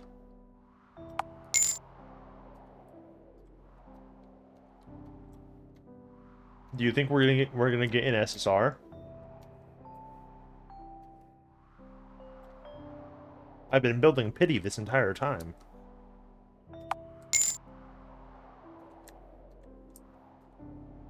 That's why I act the way I do on stream.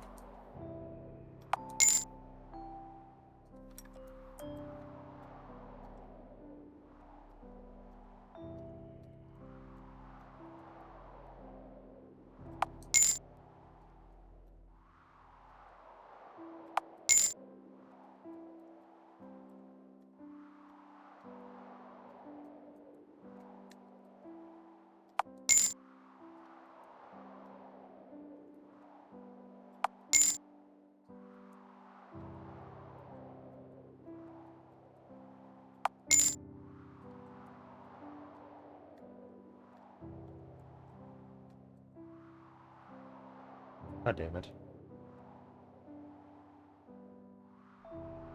I was thinking that your puppeteer is a little unusual. Why's that? You see, as far as I remember, there are 4 types of them.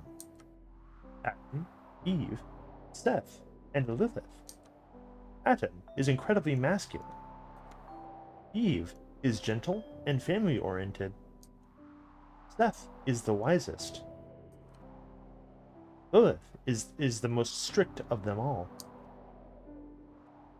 Usually, it's either Eve or Lilith who gets assigned to girls. It's a wonder that a male puppeteer is watching over you. Seth is special in many ways, I guess. Fucking dickhead.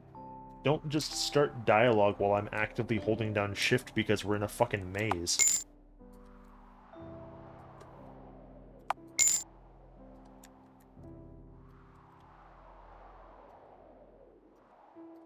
Okay, I think these are the last two.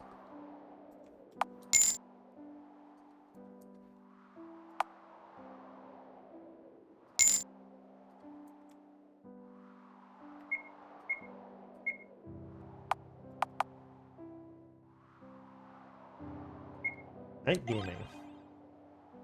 Look at them. They're precious. Okay, based on the controller, what console are they playing?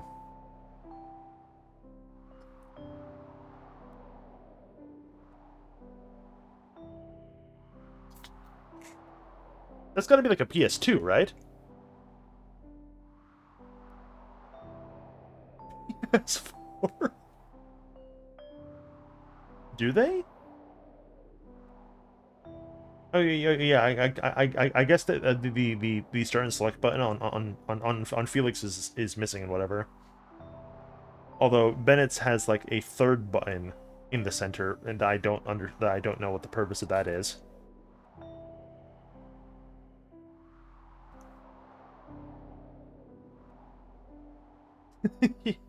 Yeah, Felix got the fucking Mad Catz controller. It's PS3. Oh yeah, yeah, because the PS3 one had the dumb little fucking light thing, like by the analogs or whatever, huh?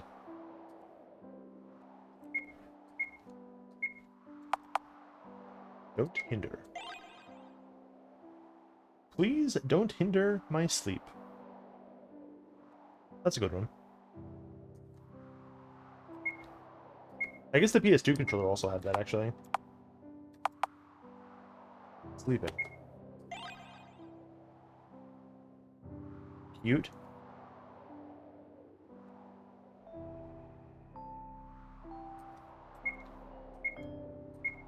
And then young gods. Huh. That's weird.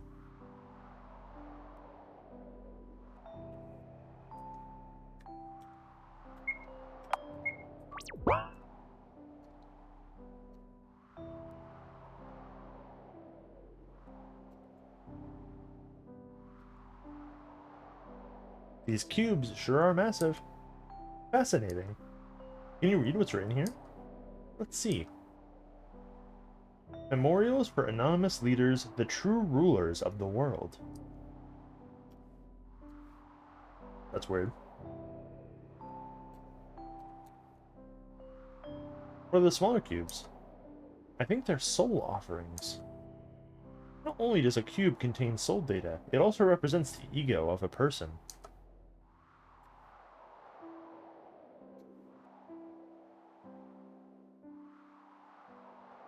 Seems like there's no place for us to stay, too.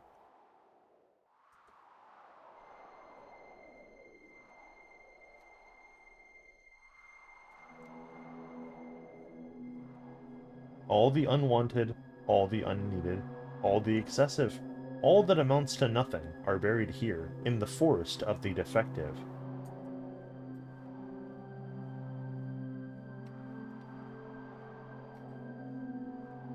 The smell is so strong that I cover my mouth and nose. C does the same. I wonder who these people were. They're all failures. And the victims of the trial, most likely. But the trials don't kill people. In a way, they don't. What do you mean? Haven't you heard? If your cube gets formatted, you'll become empty. What's left is an empty shell devoid of personality. A hollow human. You'll become nothing more than your puppeteer's mute self-insert. You'll keep doing quests, opening boxes, and running around until you eventually collapse. Then, you'll be buried here. As garbage of the society.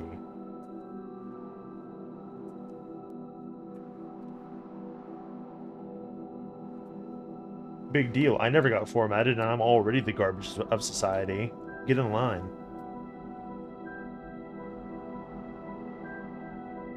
Will we end up here too?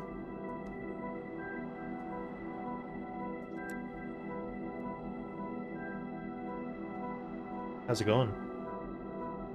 People are hanging on tree branches.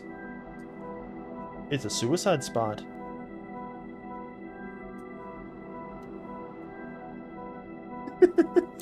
Yeah. We're replaying Hello Charlotte for people who haven't seen it. If this looks familiar, then you have seen it. Here, let me Bro, you don't need to kick in the important music right now. We haven't gone there yet.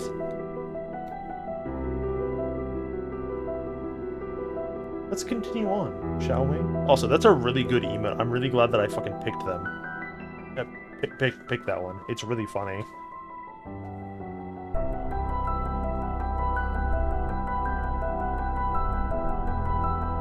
It actually kind of sounds like the music is too loud.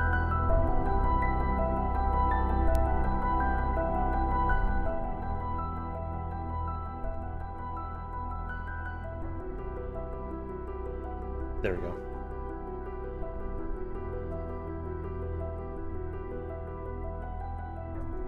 Yeah, soap's edible, dude. Is there something wrong? I thought the outside world would be a brighter place. Maybe we should go back after all. Go back to that place? So that we would be mixed with dirt again? If we stay together, we'll be okay. If we hide in the fog, we'll be okay. We'll be okay, see? So, let's go back.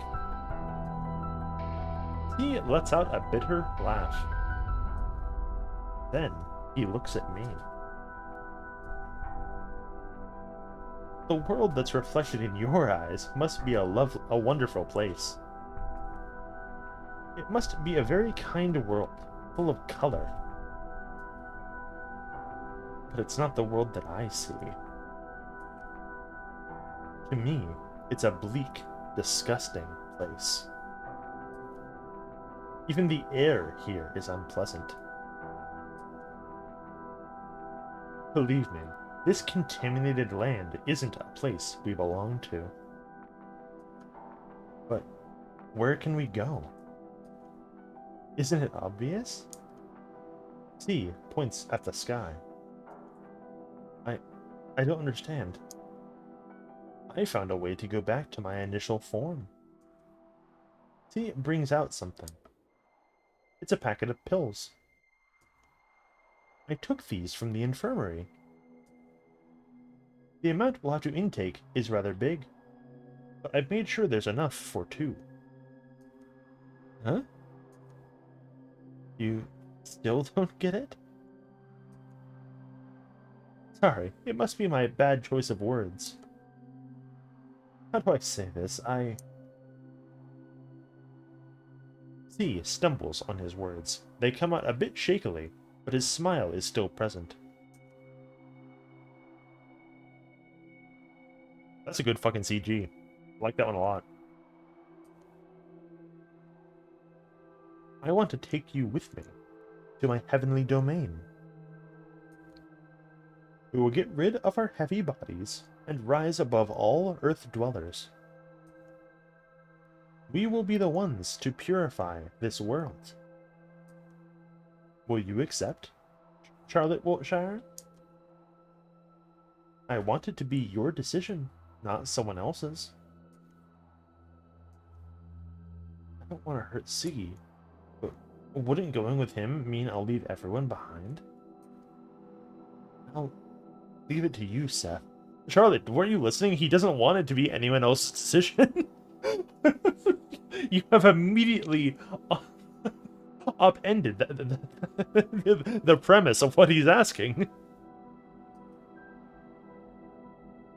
If it's you, you'll surely know what to do. All right, so obviously we're gonna see both of them. What if we simply accept? Press X to die.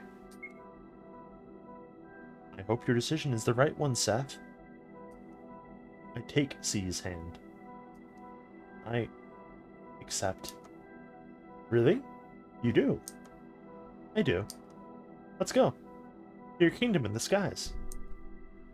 C replies in a soft voice. Thank you. To be honest, I never would have gathered the courage to do this alone. This human body and mind of mine are so fragile that they crumble at the slightest worry. I take the pills. Soon, they will put me to sleep. Don't worry, C. From now on, you'll never be alone. He takes my hand. It's trembling. Loneliness is such a human emotion. Yet, all this time, it's been tearing me apart. Soon, I'll lose the virtue to be able to experience it. I feel myself nodding off.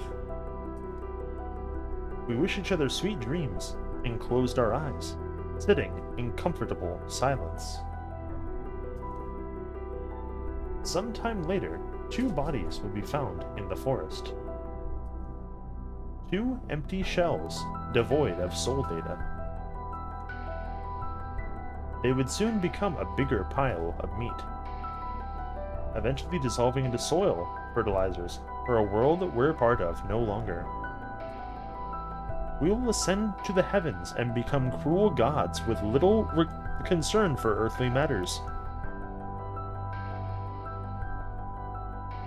Once again, this CG fucking rules.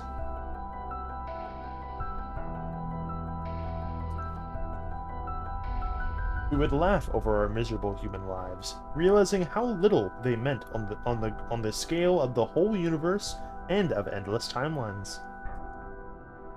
It's a happy ending. Are you sure about that? Happy end, ignorant bliss.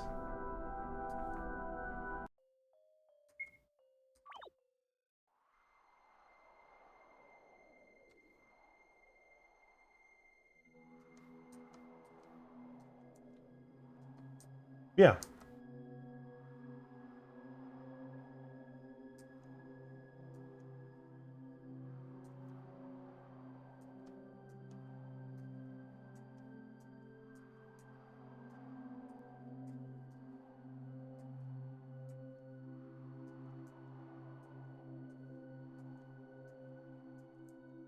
Okay.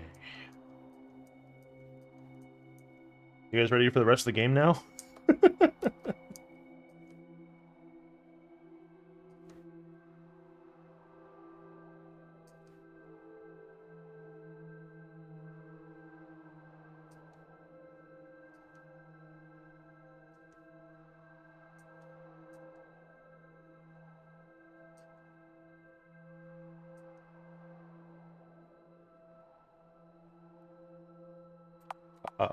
Fucking no.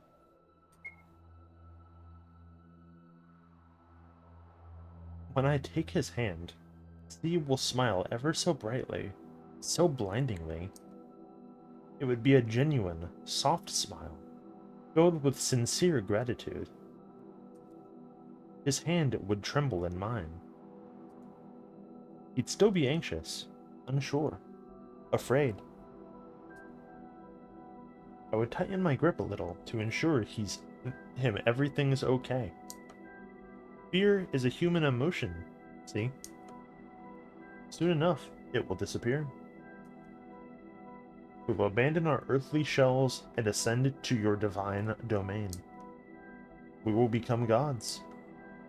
Together, we will bring order to this world. All pollution, everything that's unfair, humiliating, unpleasant, will be purified. All the dirty colors will be cleansed. We will become pure white. We will become happy. I don't take his hand. His eyes widen. I feel a growing lump in my throat. Why, bro? Are you... that the presence of the lump in your throat indicates that you feel peer pressured in this situation. Except in this situation, he is asking you to commit take part in a suicide pact. I don't think that is how this works. You know, like listen. If you and your buddy are like, hey, I stole these sleeping pills, I'm gonna fucking kill myself. I want you to do it with me. And you are still and you are bound in your head by the trappings of peer pressure. Like, you're fucked. Like, there's no two ways about it, right? Like, you are not gonna make it. Like, even if you say no right now, like, you're not gonna last.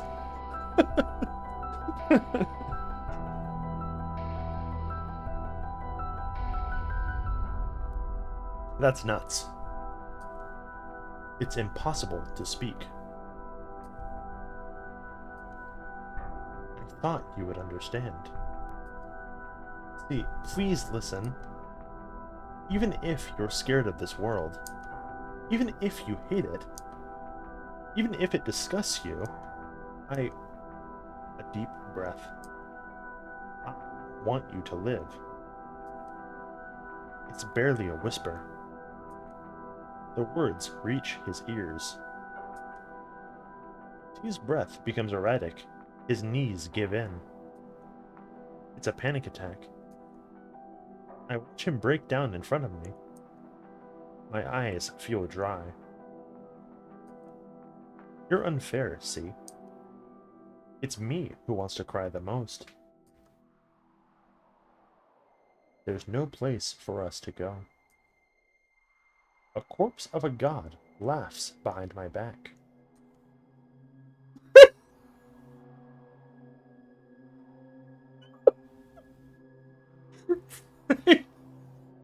You can't be fucking doing this. You can't go the whole fucking chapter going, oh man, don't worry, Miss Wiltshire, you can trust me. And then you see this fucking emotionally charged sequence play out, and you hit me with my sides.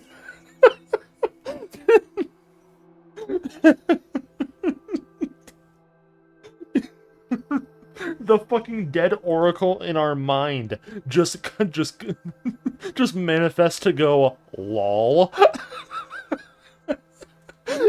Come on.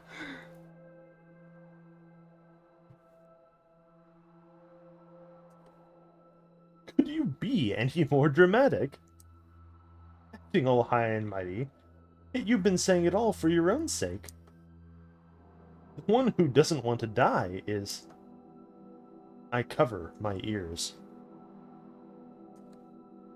You? Miss Bush. Right, you're such an asshole. Despite all the self-harm, all the big dreams and fantasies about self-sacrifice and whatnot, you still want to live your pathetic life until the very end? Please stop. Just admit it. That you're afraid to die.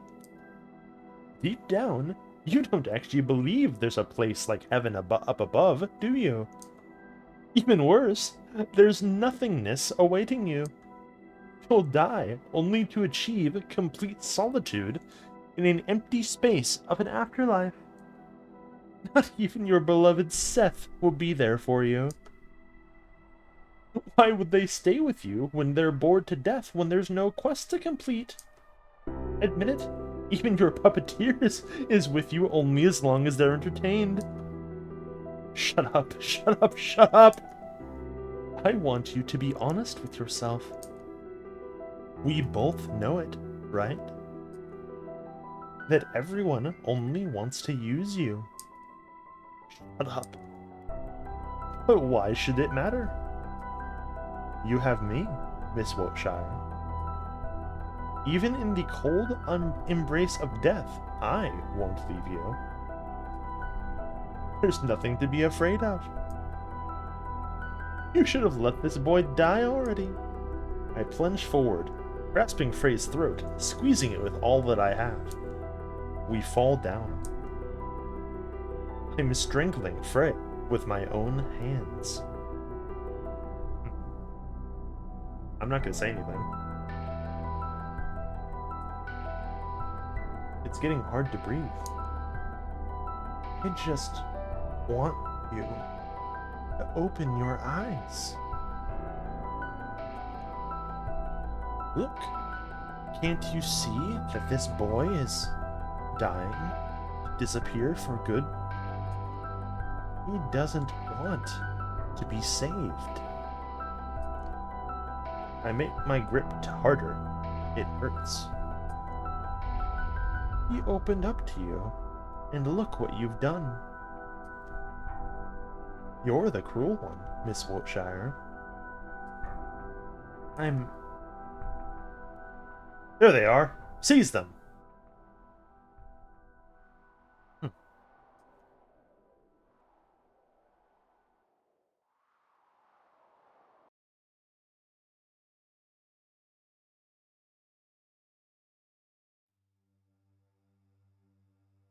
So, would you be so kind as to explain yourselves? It was my initiative to leave the house, sir. I forced Charlotte Wiltshire to come with me. Miss Wiltshire, is that true? C looks at me, expectantly. It is. Then, Mr. Wordsworth, can I ask you for your reasons for violating school rules? Well, of course. I wanted a breath of fresh air. It's unfitting for the god of this world to be inhaling such stale air every day. I ended up dragging Miss Wiltshire along with me against her will, since she didn't feel well. I sincerely thought that would help her recover, you see. I see. Mr. Wordsworth, you are forbidden to leave your room until the day of the trial. As a punishment for your behavior, you will be robbed of all social points you had until this day. Miss Wiltshire, you're awaited in class at the usual hours. I'll have an appointment scheduled for you at the laboratory. Considering the situation, medical tests will be an absolute necessity. Then we're going to have a counseling session in regards to your indecent relationships with classmates. After the trial, of course. Now, return to your rooms, if you will. Yeah, well, I'm gonna check your fucking... Oh, man. Okay, I guess I'm not gonna check your drawers because you have a fucking force field at this exact coordinate to keep me from checking the drawers. Whatever.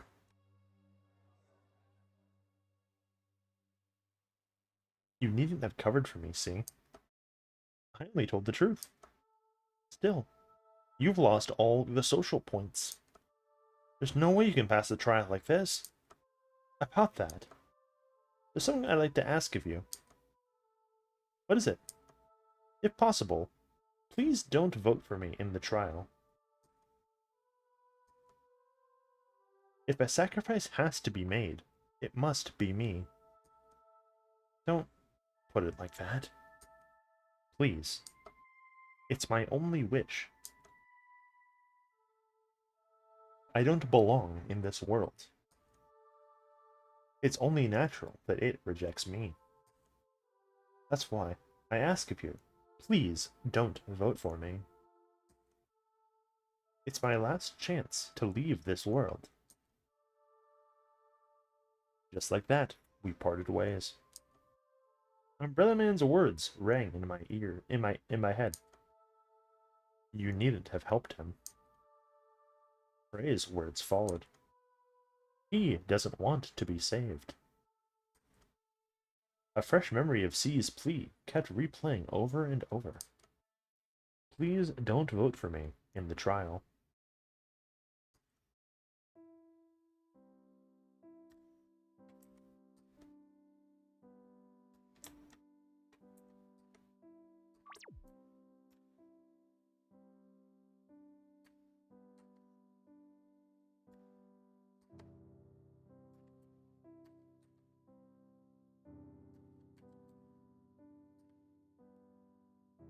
What is it, dear girl?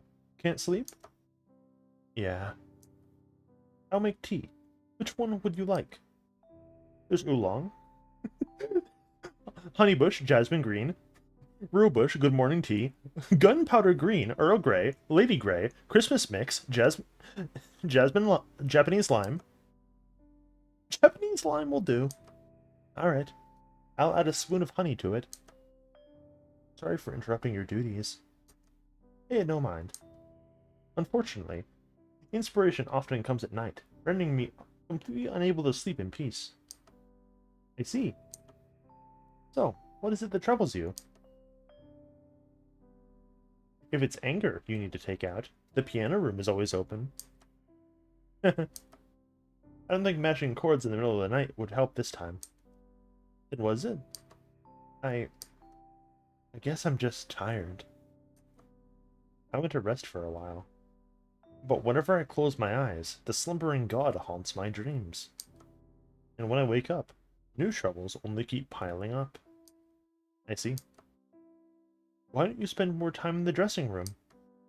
I might have a few dresses you haven't tried on yet.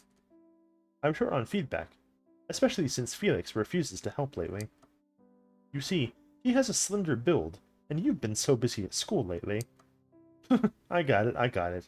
Thank you, Aiden. I'll try to visit more often.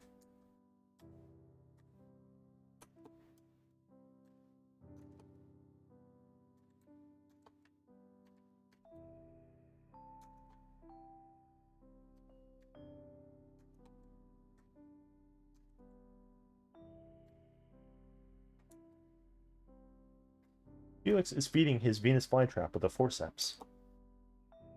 Look at him.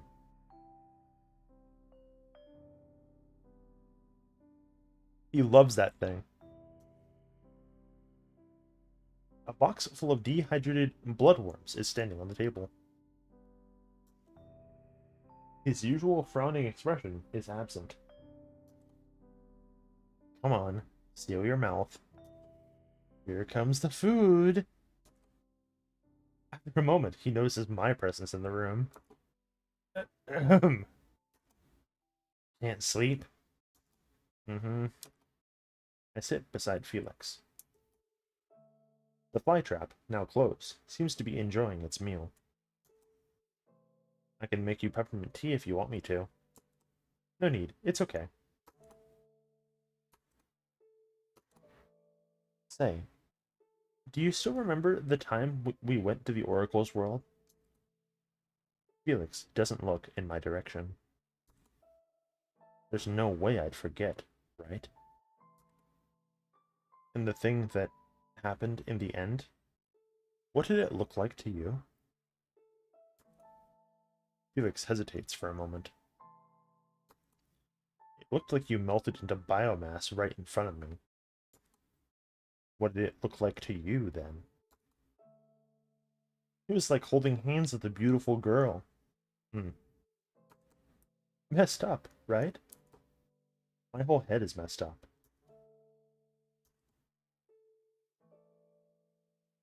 Do you still stay true to the routine like I advised you? I do. Get up, go to school, and back to sleep again. I believed that as long as I maintained those simple rules, my mind wouldn't crumble without the pills. Then perhaps you should go back to taking the... No. I just can't do that. If you disappear, if everyone disappears, I'm sorry. Forget it. The trial is coming soon, too. What if you get chosen? I won't. I've made some friends. And I've done some socializing, too, so there's that. Is that so? I'm sorry I can't be of help. It's okay. You've already done for me more than you should have. Besides, I'm already a proper grown-up. So I should be able to handle my problems myself. Right. You've grown out of toys. But honestly, that naivety of yours is unbelievable.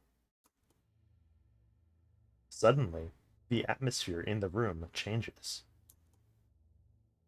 Umbrella Man, didn't we agree you wouldn't touch house tenants? Oops, I forgot. My bad, my bad. Are you afraid I'll hurt them? Umbrella Man brings out a scalpel from Felix's lab coat, bringing it to his throat. Feel like remembering old times? Wait, stop it! Although your reaction would be undoubtedly amusing, it's not in my interest to have you completely and utterly mind-broken. Good line!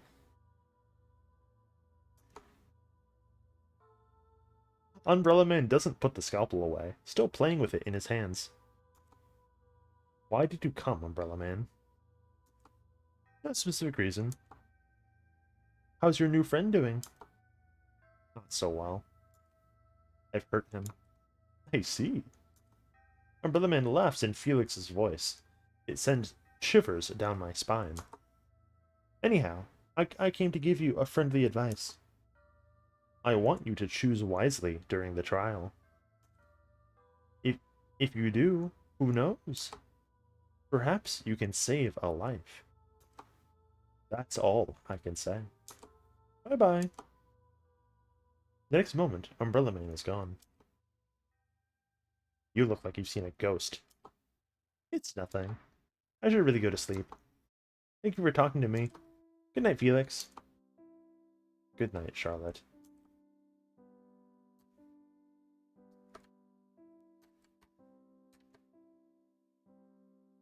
Let's go to sleep, Seth.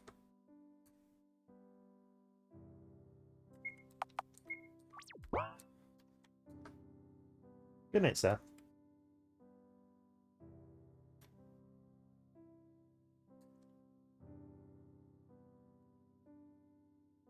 I play a familiar melody. It's called The Town That Doesn't Exist.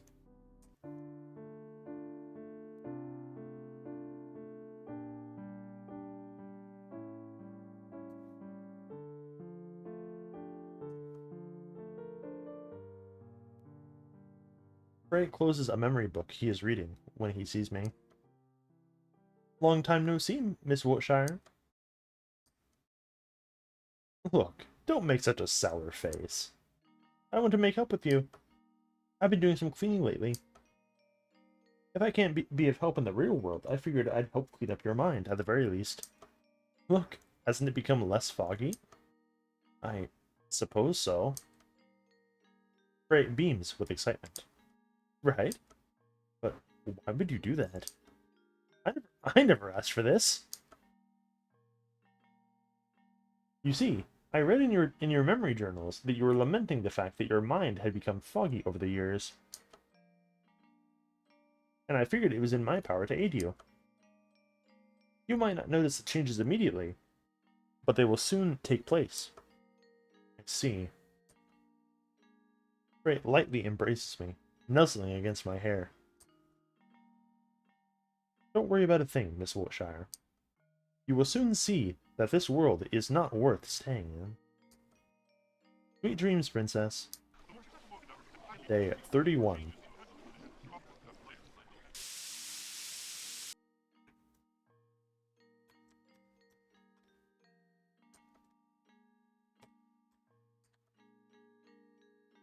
No one is here. No one is here. No one is here.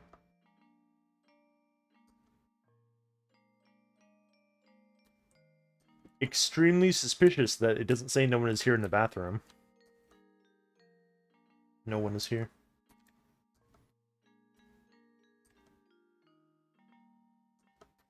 No one is here. Okay, I think I have to turn this sound back up. It was kind of just that one segment that was too loud. But now, like, you can't hear, like the ambient music and stuff.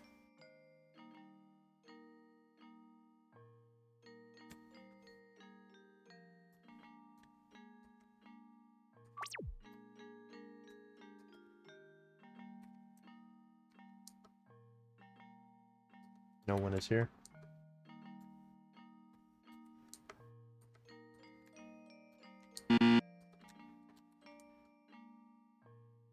No one is here. The piano room doesn't say that no one is here.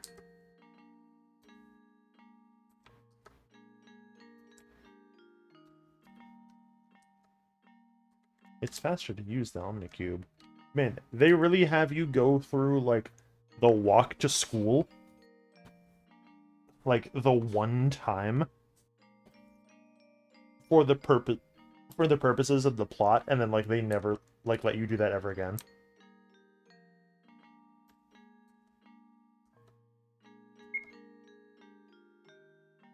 Or to school grounds? Nothing happens. Seems like the warp cube is broken, Seth. Let's look the other way around. I fucking tried, but you told me that the cube was faster. Fucking freak.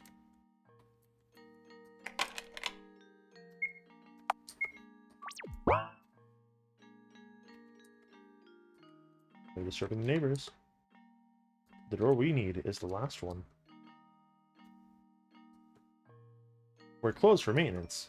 Thank you for using our services. Don't come again. Let's try using the warp cube again, Seth. It's organic, so maybe it changed its mind.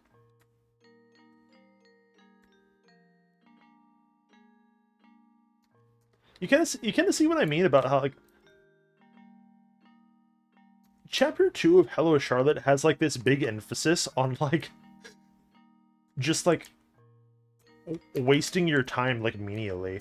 Like, it's kind of weird. Like, well, please, instead of going to class for the first time, go and do a wild goose chase to get your fucking door pass in order to go enter your classroom. And also, you only have to do that the one time, and then it never fucking happens again. Oh, hey, go and find one person. No, I'm not going to give you even the faintest hint as to where that one person is in the entire school building. Also, the entire school building has random encounters. Oh, hey, the warp cube is broken. I guess you gotta fucking walk. Oh, I guess the elevator's broken. Guess you gotta check the warp cube again. Haha. Like, bro, look, literally, why? Like, what the fuck are you doing? Aside from just, like, being a dickhead. Or to school grounds. Yeah. and then it just works. What was the big, meaningful lore implication of that sequence?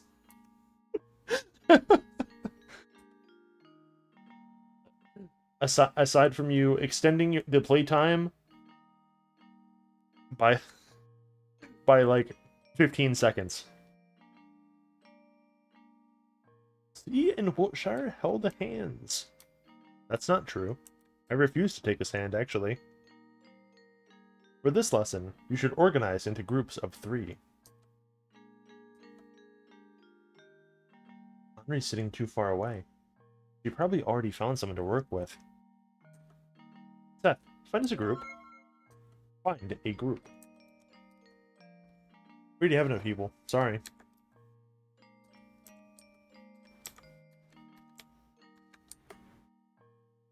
Didn't you hear? We have enough people. As much as we'd like to have you join us, we're full. Oops, we're full. Oh, seems like you haven't gotten enough people. Oh, yes. Psst. Are we really worthy of being in Wiltshire's group? Everyone, is there somebody without a group yet? Oh, I can join you. Then it's decided. Sorry, we're full. Sorry, can't take you. We already have no people, sorry. Can't be a help, princess. Find yourself another group. Let's go back to our seat, Seth.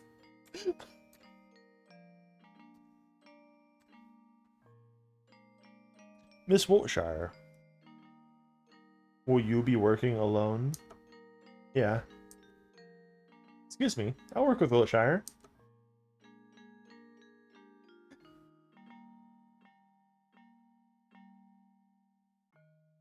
Isn't that wonderful? Henri joins her desk together. Let's work together, Charlie. I really like the. I kind of feel like this little fucking set piece kind of tries to have it both ways, right? They want to have every single other member of in the class go, ooh, you stink, puh, puh, fucking at you, but then they also don't want to sacrifice the integrity of what we have established Henri's character to be up until this point either, because the implication here is what? That Henri watched us go to literally every other person in the fucking class looking for a group and she just didn't say anything. Which I think is fucking way funnier than like anything intentionally like presented to us. She's just watching us fucking flounder like a full minute as we can't find anybody to fucking partner with. While she herself also clearly doesn't have a group to work with if she's volunteering. What the hell, dude? What's your problem?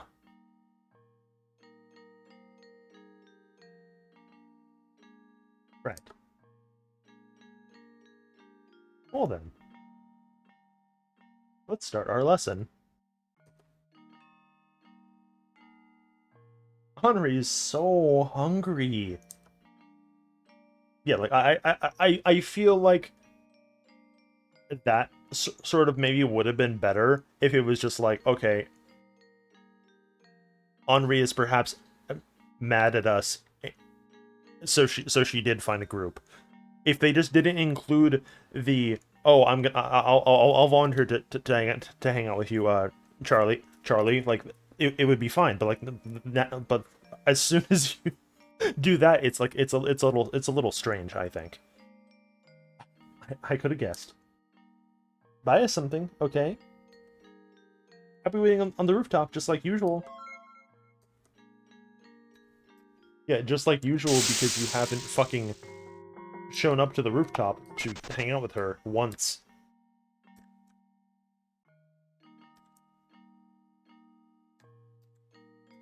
I keep forgetting where the cafeteria is. I buy soy milk and whole wheat sandwiches that Henri loves. Oh, I don't have any money left for myself. Looks like we'll be skipping lunch today, Seth.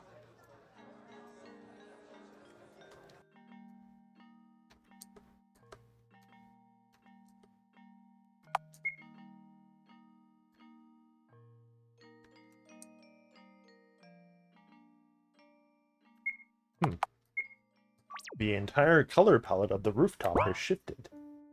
That's kind of weird.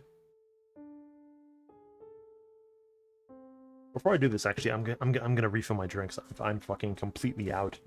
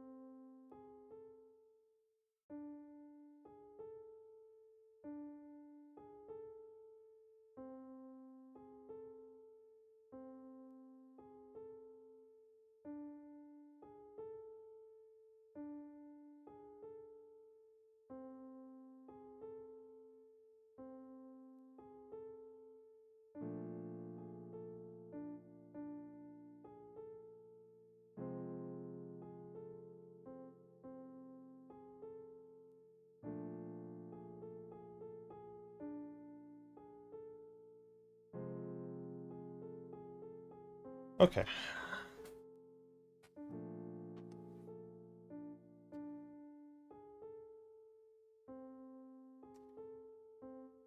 Huh. Well, that's kind of weird. Not sure whether the sun is setting. It's lunchtime. It's like noon. Is the Did the bombs finally fall?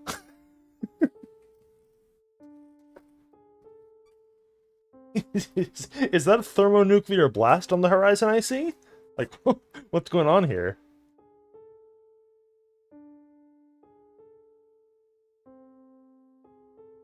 Kind of weird.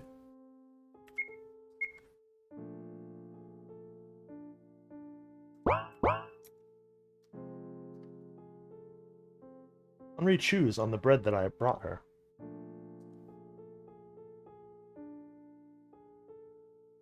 You know, Charlie, there are rumors about you and Vincent going around in the school. What kind of relationship do you have with him? Relationship sounds way too heavy, Henri.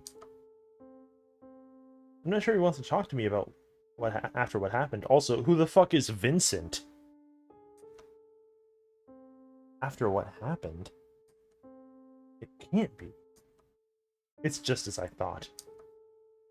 He was after your body. Huh? What did you two do exactly? Nothing much. This is next level miscommunication. Ooh-wee! Nothing much, aside from the ascending to the heavens thing. Oh my god, what?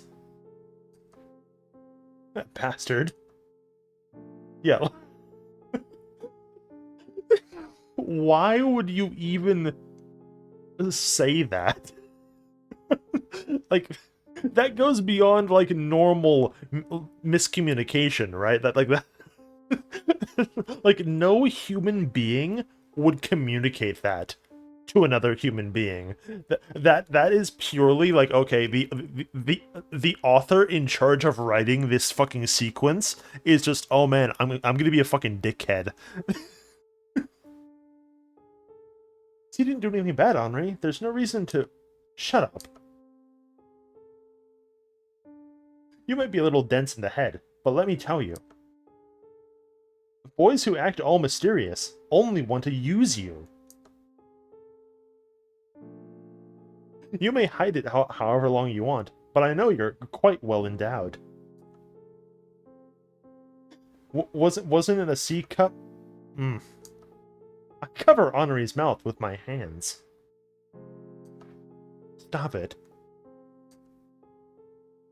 Henri breaks free of my grip with ease. You look like a tomato. Jeez. By the way, why don't we go feed the strays today? Henri, you know, the mad cats we fed. Yes? What about them? I feel a lump in my throat. They're dead. Oh. And it's all my fault. It was me who brought them bad food and... What are you talking about? It was Seth who didn't do anything to stop us. Moreover, they ate it themselves. I could have done something. Seth would listen if I simply told him that they... My hands begin shaking again. I feel the billowy ink rise in my throat. Henri puts her hands on mine. Listen. Repeat after me. It's not my fault. I hesitate. She grips my hands harder. Her pretty nails digging into my skin. Do it. It's not my fault. It's not my fault. It's not my fault. It's not my fault. See? It's not that hard. Right. You still look down. Is there something else that worries you? Well, the trial is soon. I'm worried that the choice I'll make will be the wrong one. Why so? You'll vote for Henri, right? Henri won't get angry at you for that, silly. That's what friends do, after all. Or am I wrong?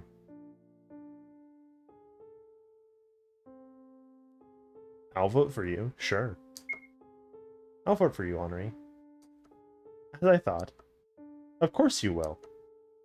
Henri leans in and kisses me.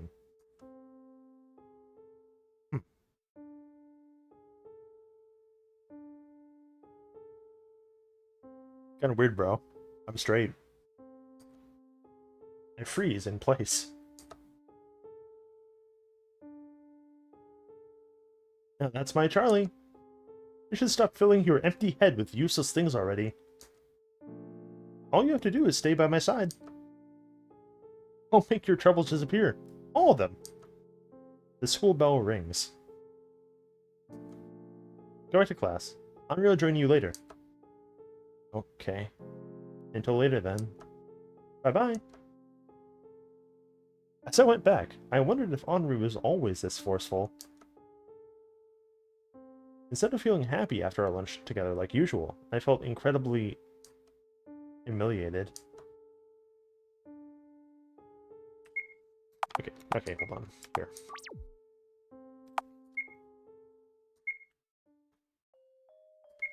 Let's see what happens if we say no, I'm not gonna fucking vote for you. You demented little fucking wretch.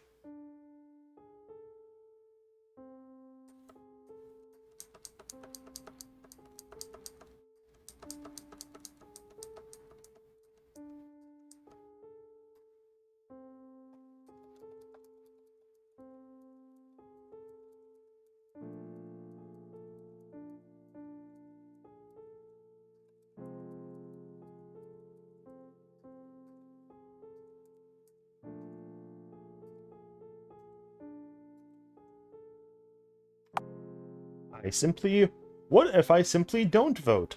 What then? Well, I'll probably withdraw from voting. Huh? You don't consider Henri your friend anymore? I do. It's just, I don't think the voting system is fair. Is that so? Do whatever you want then.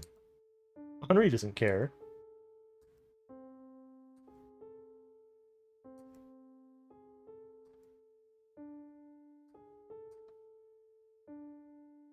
I see.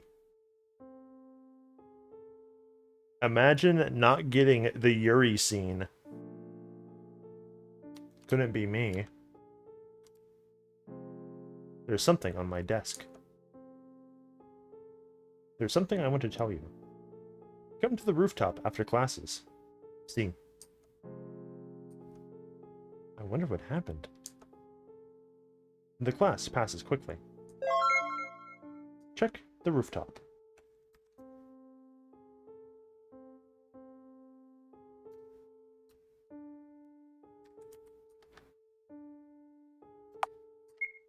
Yeah, in fact, hold on here.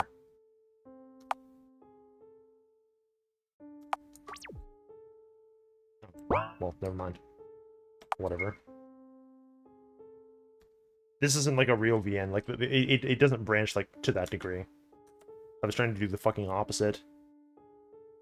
I'm sorry, have you seen a boy around here? Hold her down. No longer playing God by waving that spray around, huh? So who do you think you are? Some princess?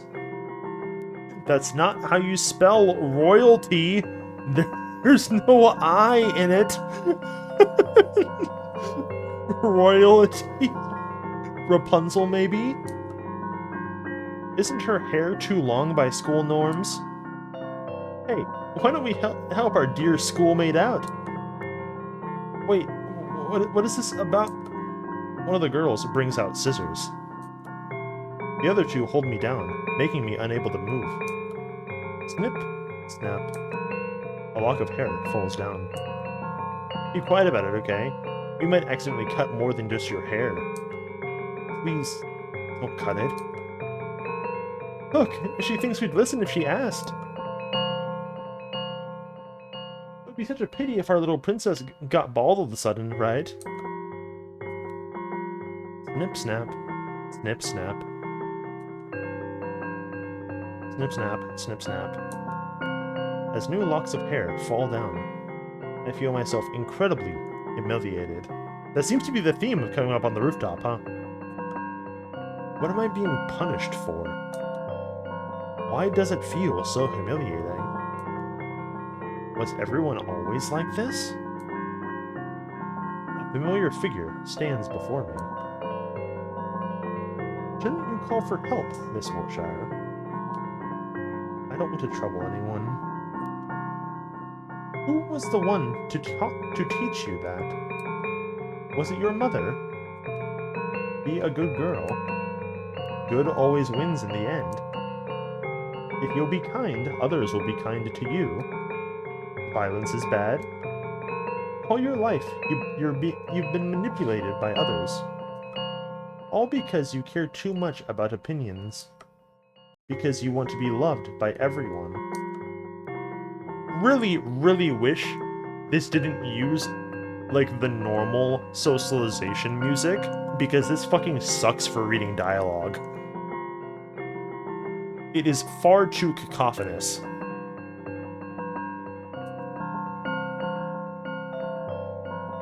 And when things don't go your way, you find excuses. Snip, snap. Snip, snap. Don't you have any pride? There are things worse than getting beaten up.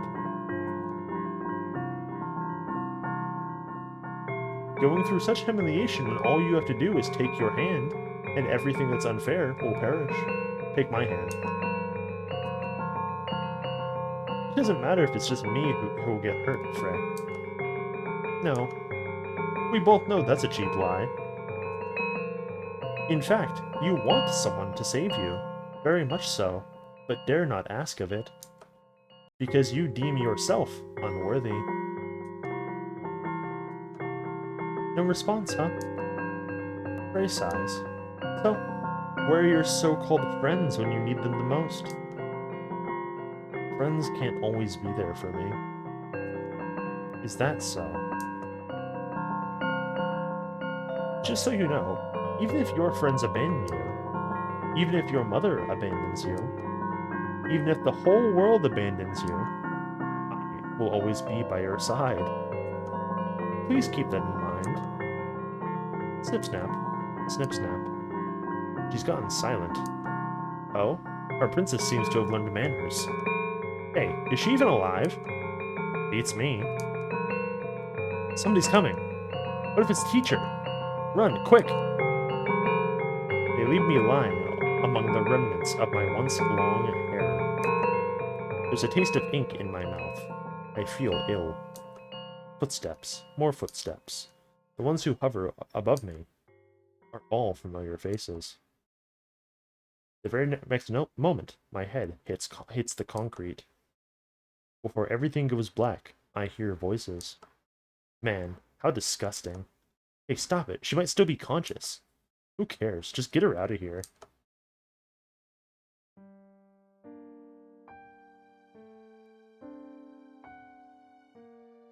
So, Miss Wiltshire, how does it feel now that the fog has now been lifted? Has it always been like this, Umbrella Man? Also, yeah, they fucked her hair. Like, that is inoperable. Like, that is not salvageable. This really looks like school bullies fucking took a pair of scissors to it. This is not, we went from long-haired sprite to short-haired sprite. In order to like, have a narrative purpose. This is like, no, they fucking hacked that up. It's ruined. What was, my dear? Everything. The school, my classmates. I won't answer the questions you can answer yourself. You're a cruel person. It's just that I'm not cut out to be a babysitter, my dear. But honestly, You should reevaluate your relationship choices. Have you ever considered that your wonderful lady friend is not as good as you imagine her to be? Henri is not a bad person. And she would never manipulate people for her own selfish reasons. Nor would she write insults on the class blackboard, right? But oh well, you'll never listen if it's not Eiler pushing you to the wall. Oops, wrong timeline. Forget I've said that. Say, Umbrella Man, where do people go after they die? The woman closes his eyes, as if contemplating something. They become stargazers. Losing their earthly shells, they become able to go anywhere in this vast universe. Do they just wander around? One can say so. They become the kind of existence that can be in any place imaginable in the blink of an eye. Can experience millions of years in less than a moment. Can linger with a living being and experience their life. Hearing their thoughts, feeling what they feel. Becoming a stargazer is a part of life. A purgatory period before one can achieve peace. It sounds nice. Perhaps. However, didn't you say yourself that you didn't want to make haste to see the other side? You know, my employer is rather fond of you. So coincidentally, it is in my best interest to see you alive and kicking. On another note, this woman whose body I'm currently borrowing has her shift ending soon. If you don't want any questions from her, I believe you should go home, my dear. Right, I should. And if you wish to cut your hair before anyone sees you, I suggest taking scissors with you. Look if there are any in the cabinet.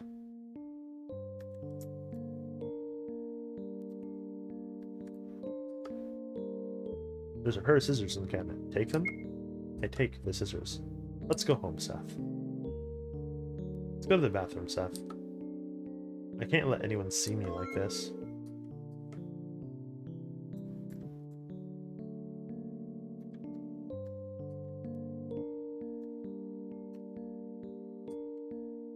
I lift up the scissors. My hands are shaking. The scissors are sharp. Just one careless snip, and it all will be over. Flowers will bloom from my skin, and I will no longer... Someone catches my wrist. It's Aiden. Good evening, dear girl. Since when have you been doing your haircuts all by yourself? Aiden takes the scissors away from me in one quick movement. Allow me to help. Do you have any image of what you want your new haircut to be like? I don't know. That's alright. I'll do something about it. Snip snap. Snip snap. I know that sound all too well. But somehow, right now, it's comforting. And done. I look into the mirror. A stranger is reflected in it. It's a corpse I've burned in the incinerator. It's beautiful, Aiden. Thank you. I'm glad to be of help. I'll be taking the scissors, okay? Okay. Aiden pats my head before leaving. If you ever need to talk about your troubles, I'm always here for you, alright? Alright. The next moment, Aiden is gone. Hey, Seth? How about we visit Dr. Huxley, too?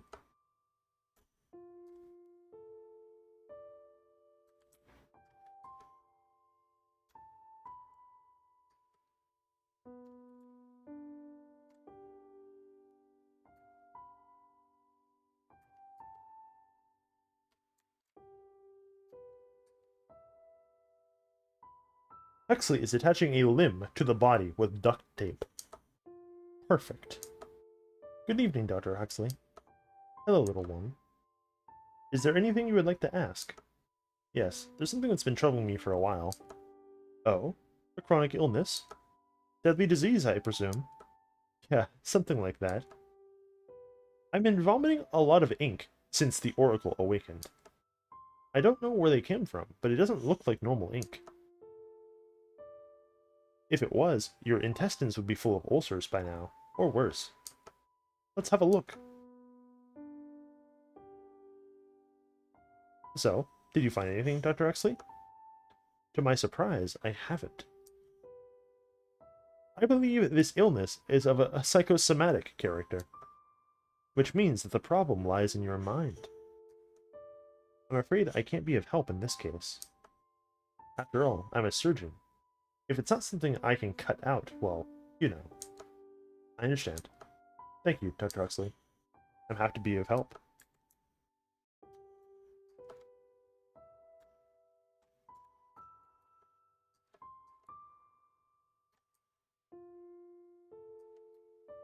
Nobody's here. I don't want to play the piano today, Seth.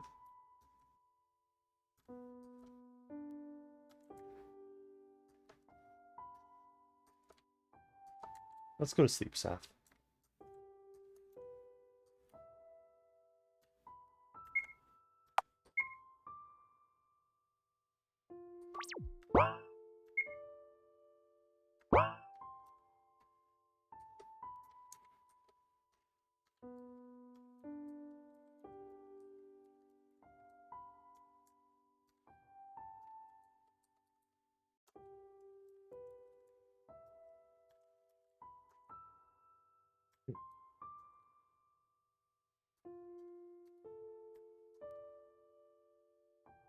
Bennett and Felix are sleeping soundly with the TV still on. Oh, look at them. They must have been competing in fighting games so much that they fell asleep. Yeah, fighting games do that to me too.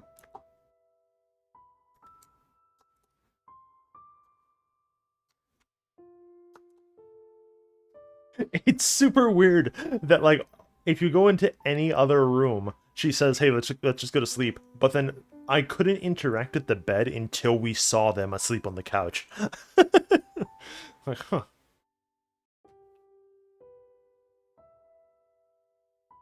That's rather odd. The trial is coming, Seth. Let's try to catch at least a glimpse of sleep. My cat jumps in my bed. I know. I'll be fine. Don't worry. Hmm.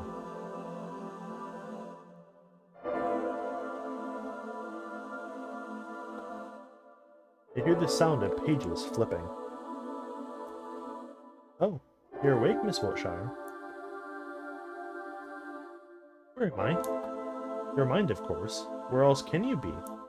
But can't you see? It's our good old mind library. Lying in shambles. You're too close, Frank. Frey chuckles, but doesn't move away. You've accepted me into your mind. How much closer can we get? I laugh a bit too bitterly. Frey. Yes? Read me something. Will an old memory journal do? Anything will. Very well. Choose one. The memory of the yellow ribbon, or the memory of the graveyard. I'm not actually giving you the choice, we're picking yellow ribbon. It's a memory of Umbrella Man. It's quite short, so I might as well read you another one. The day I got a yellow ribbon. It was on my 8th birthday. Umbrella Man stood in the darkest corner of the room, blending with the shadows. He stepped out of it only when everyone else left. He extended his gloved hand to me. In it was a present. A yellow ribbon.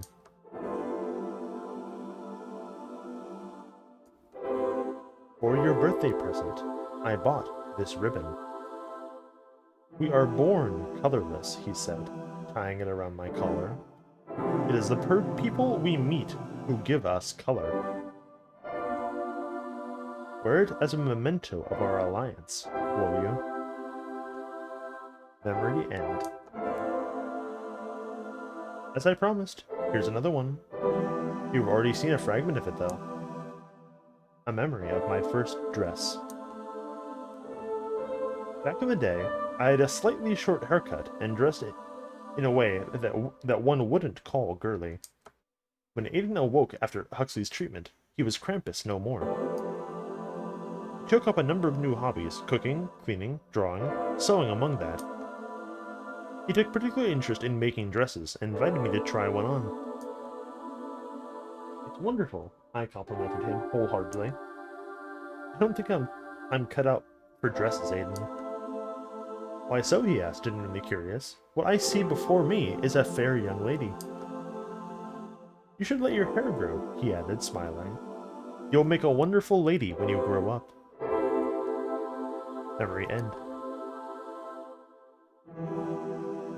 Say, what kind of dreams did you have before I appeared? I dreamed of Mother. Not always. Sometimes. It's just the dreams that I remember more vividly. What were they like? In one of those dreams, we were walking together on a street at night. It was raining. Then she fell to the ground, and I dragged her away from the sidewalk. I took off my coat and covered her. I knew I had to do something, but I couldn't do a thing without her permission. So I kept asking.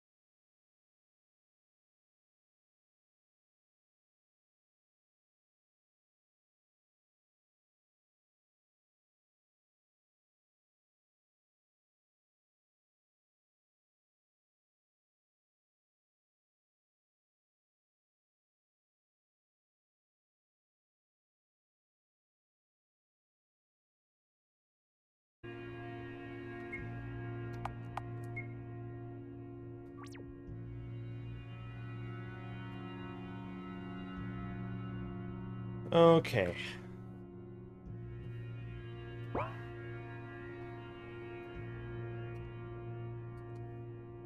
The elevator isn't working.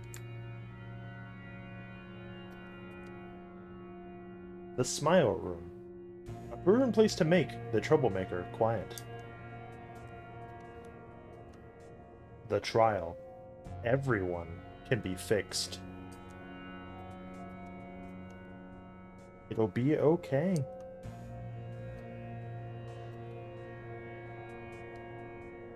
Enter the trial room.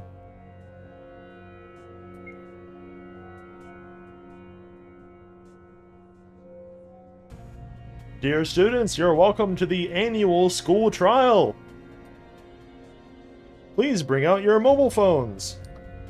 We shall begin voting now. Andre peeks over my shoulder, waiting for me to make a decision. What should I do, Seth? I promised not to vote for C, but I want to save him. I too promised Henri to vote for her. We're best friends, after all. What should I do? Okay. Bottler, if you could tell me in Discord which one of these is which ending, that would be appreciated.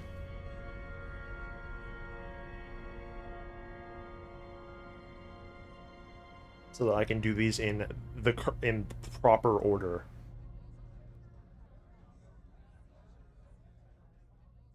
Alright. Easy. Looks like for first up, we are voting for C. The last wishes of the mentally ill mean nothing to me.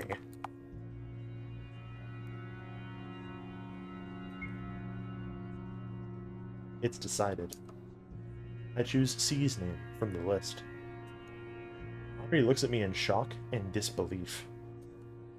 Why, Charlie? Why did you choose him? Didn't we make a promise? I'm sorry, but he doesn't have anyone to vote for him. How could you? You traitor. I trusted you. Attention, please! Everyone, finish voting now! We will now count the votes. Please wait for a moment. 3, 2, 1. And the one who will amount to nothing, the most useless of all, the one with 0 votes is... Charlotte Wiltshire! The audience explodes. Serves her right. Why am I not surprised? I look at Henri. Serves you right, you traitor. Why do you even look so surprised? You gave your voice to your crush, yet you're devastated that I didn't give my voice to you? Look, even that loser didn't want to vote for you. How does that feel? But why, Henri? Why? She asks. Even though I've done so much for you, you never appreciated me. No one wants to be friends with a lunatic like you. You know, I honestly tried to be your friend, but I give up. Henri, what is... I don't understand.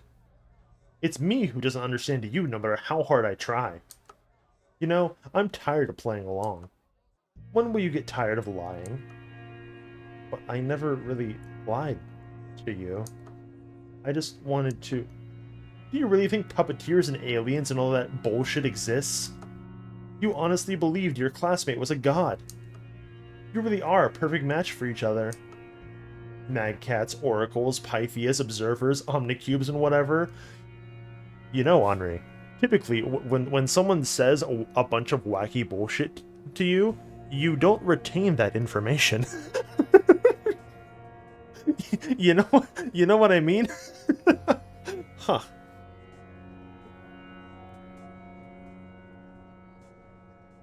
If some goofy fucking crackhead accosts me at the 7-Eleven telling me about teriology, I'm not going to retain that information perfectly to recount it later, you know?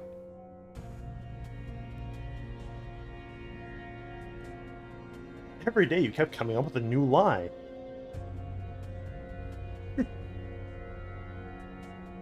Yeah, the trial is real, but all the other like fantasy elements that she's come up with are fucking fake. The entire setting is already in like an insane like parody of itself with like all these fantasy elements and shit. but the trial is normal. Like of course this exists. I'm tired. So tired of keeping up with it. Everyone in the class tried teaching you a lesson, but no matter what we do, you never got a clue. What lesson? I'm afraid I don't understand. I don't understand. My bag thrown away. Books scattered on the ground. Dead bodies in the garden. The fake letter. Everything. Everything.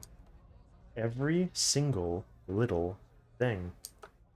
It all started to fall into place.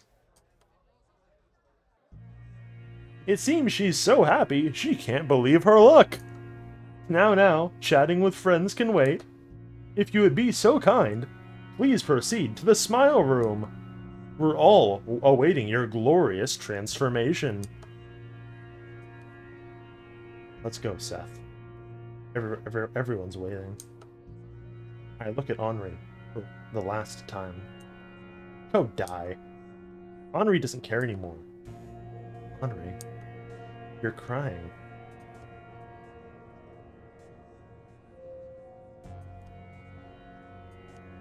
Don't look at me. Go die already. I'm sorry I couldn't be a good friend. It's all my fault it came to this.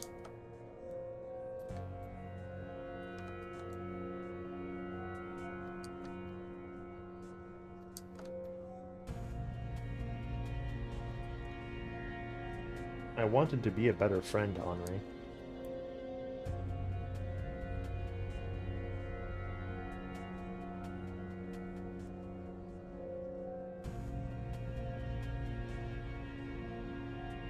As I proceed to the smile room, everyone in the hall is laughing. Just die, Wiltshire. You weirdo.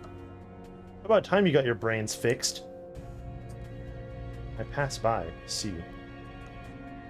He looks lost, devastated, so very small and human. His words are barely audible in this noise.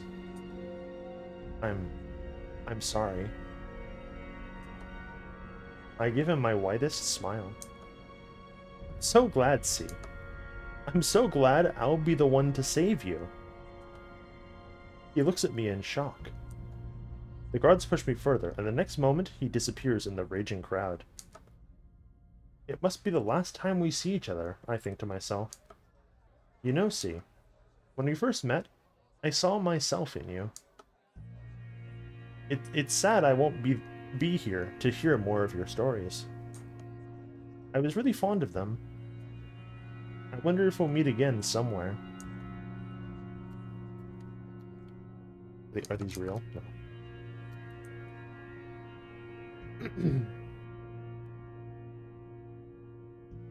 Medical workers strap me to the chair. It becomes harder to keep my consciousness with every second. I cough. It's ink all over again. Billows melancholy that consumes me all this time. Consumed me. I'm scared, I'm scared, I'm scared. I don't want to die. I don't want my body to become an empty shell. I feel someone hold my hand. It's Frey. Well, looks like it's the end. Now you're going to become a corpse too, Miss Wiltshire.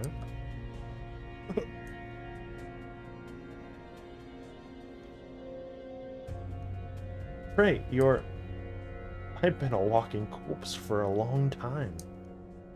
It was you who kept me alive. I cannot leave your side, and I never will. I'll be with you till the very end, until we completely decay. We're both miserable, aren't we? Prey laughs bitterly. Come here. I won't let them have their way with your body and mind. I reach out and embrace the dead god.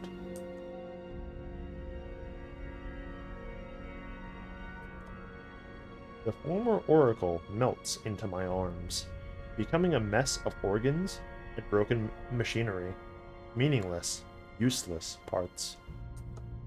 Garbage of the mind. I'm no longer breathing. The dead god leans in, kisses me goodbye. Good night, my princess.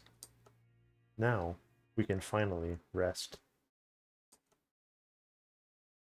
As I sunk deeper into oblivion, a fragment of memory comes into mind.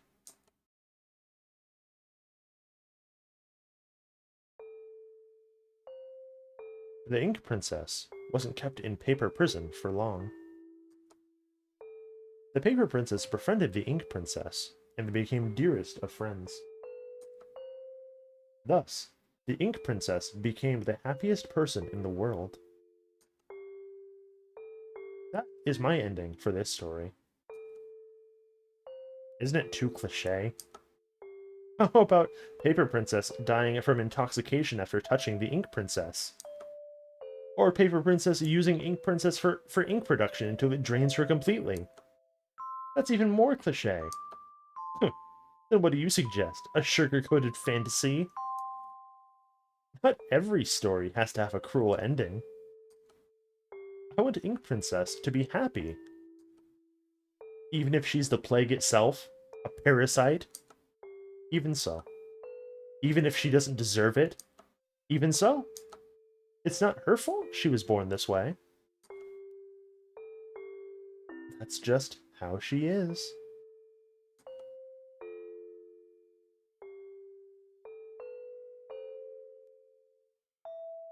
Somewhere, far away, the door to the smile room has opened. Somewhere, far away, a lump of meat lay there, devoid of a soul. Somewhere, far away, a false god wept over a mere disposable vessel. That's right.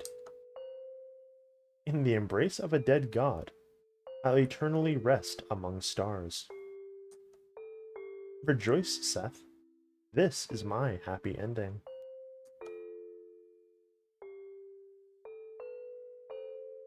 Black End. Everlasting Oblivion. Hello, Charlotte. Episode 2. End.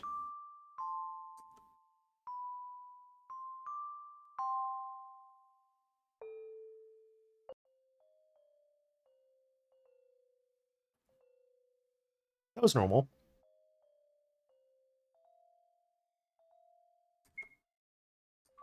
Okay. We got 2 more.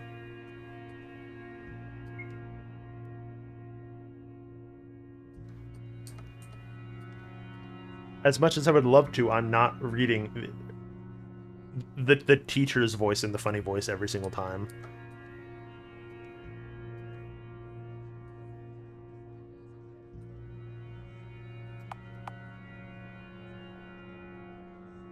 Okay.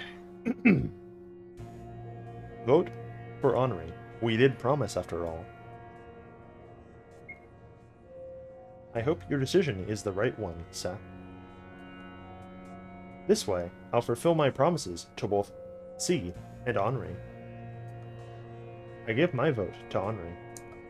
Henri looks at me in surprise. You actually voted for me? We made a promise, didn't we? Huh, right. We did. We sure did. Look, Henri's voting for you, too. Henri chooses my name on the list. Attention, please! Everyone, stop voting now. We will now count the votes. Please wait for a moment. 3, 2, 1. And the one who is a complete pathetic wet bug man is Vincent Wordsworth. Not only has he never socialized, he didn't even attend class.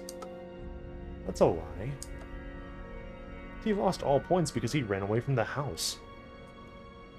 Such a worthless being can never be useful to society. He's destined to amount to nothing. Therefore, his soul data is corrupted. Am I right, everyone? The audience roars with a yes. What a loser. It's all because I've abandoned him. Everyone's clapping and laughing. Loser god. It feels like a mass psychosis. It shouldn't be like this. Henri touches my shoulder. He's smiling, just like everyone else. Serves him right. It's great we didn't get chosen, right? I don't know what to reply with. The guards start making their way to see. I see Umbrella Man among the crowd. His yellow eyes stand out among all. What a good day, isn't it? Umbrella Man, your employer, he... Excuse me, what? The god of this world, he's... Oh, are you talking about that gray-haired boy? Huh.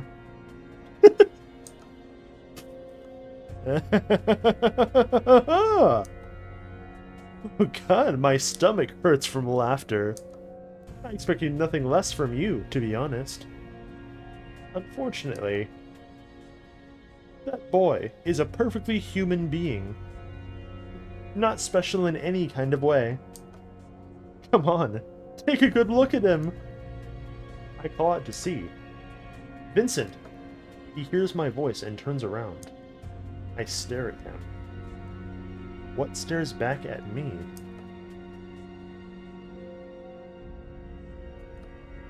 Is the abyss itself.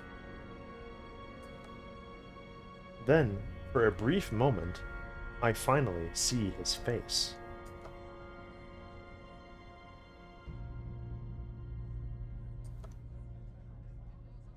A face of a small, scared boy.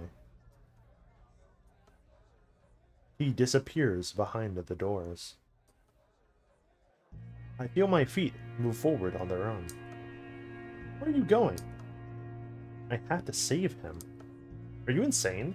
Forget that loser. I saved him once. I'm now responsible for his life. No, you're not. You'll stay here with me. I'm sorry, Henri. I have to go. Wait. Henri grabs my sweater. I won't let you. People don't return from the smile room. You'll stay here, where you belong, with me. I break free from her grip. I'll be back in a moment, alright? New task, saved. Vincent.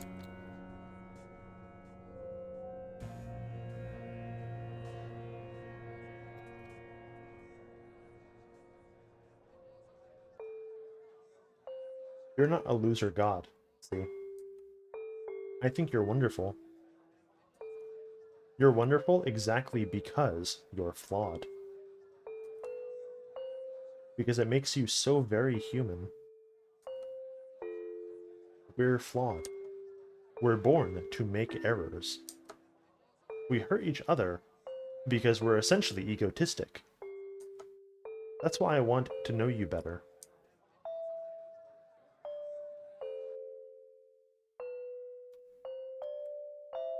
Z is lying on the table with his eyes open. Vincent, I'm so glad you're safe. Thank God. Wait, Miss Wiltshire. Something's off. Huh? There's no data in this vessel. There's no soul inside. What are you saying, Frey? Vincent is breathing. He's right here. What I'm saying is that it's a lump of meat lying on the table. It's not a person. It can't be. No, wait, you're lying. I do not tell lies, Miss Wiltshire. We were too late. I feel the ink rise in my throat. Everything begins to collapse.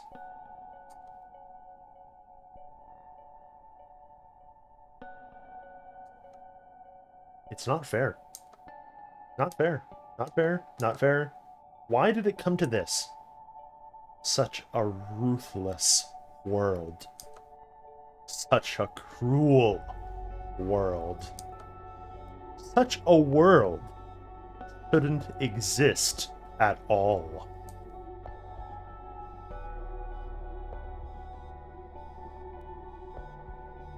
I will consume everyone and have them sleep peacefully inside my belly.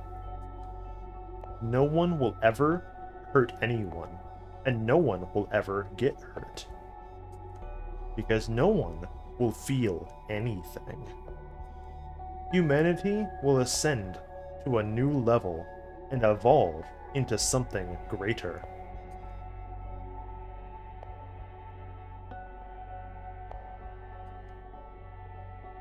So I rose above all the cities and countries, and ate, and ate, and ate, until my belly was full. Until it hurt so much it was hard to breathe. I ate my classmates, my parents, my imaginary friends, and the Oracle itself. I ate the lands and the buildings. I ate junk food and concrete all together.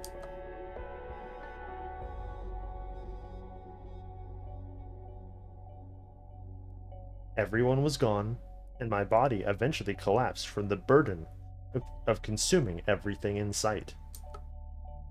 I became a black hole that sucked everything in, destroying it all. There was no one left but me, yet I was with everyone at the same time. For I became the world itself. Holding an empty shell of a false god, I cried.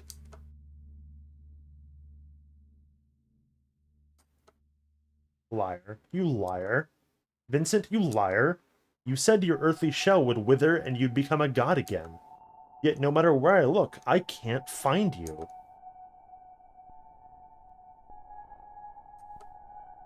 I cried and cried and cried until my voice became hoarse. I'm getting there.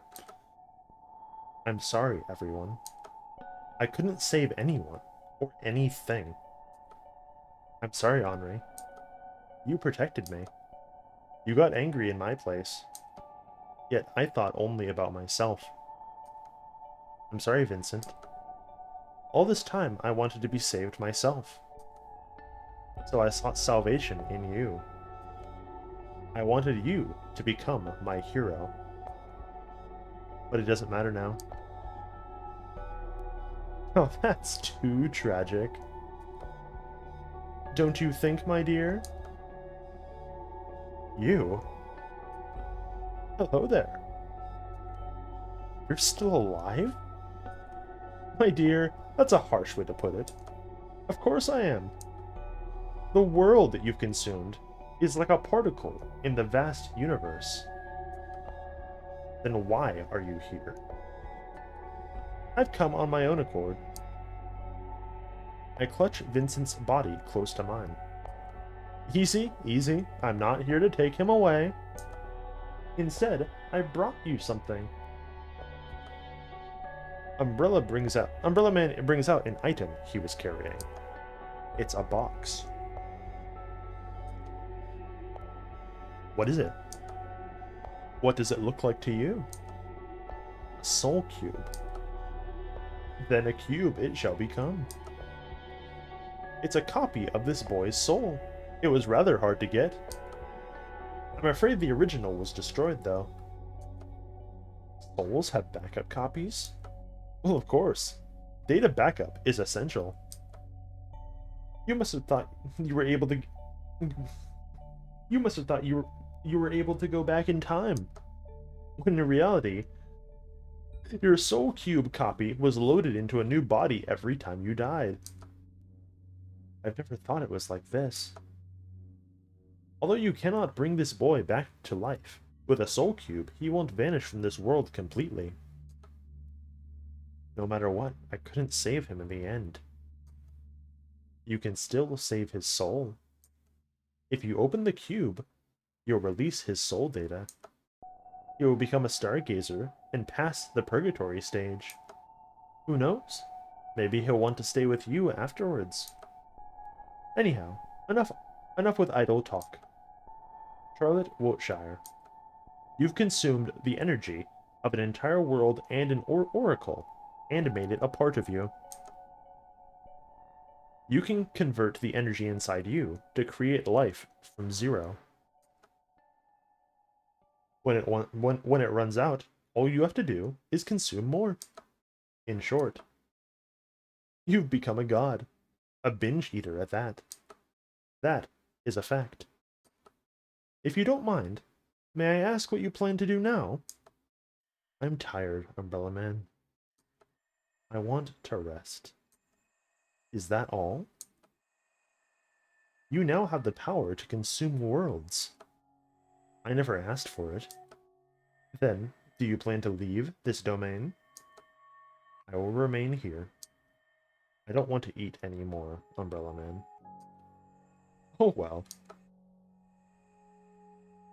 There are alternative versions of yourself who still struggle in countless parallel worlds.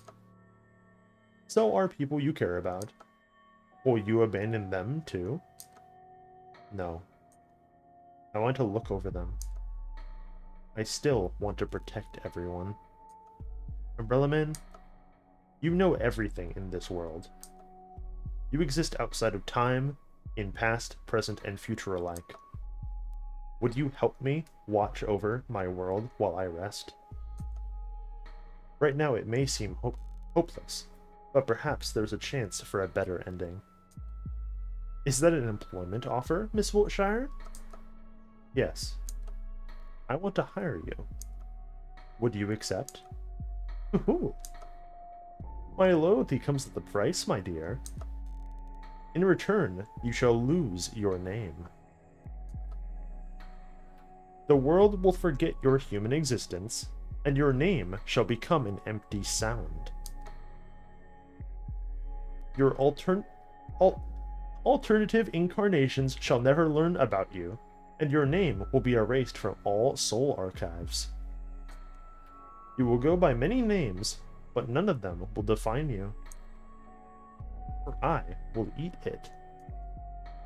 Would you pay this price? Yes, I accept, Umbrella Man.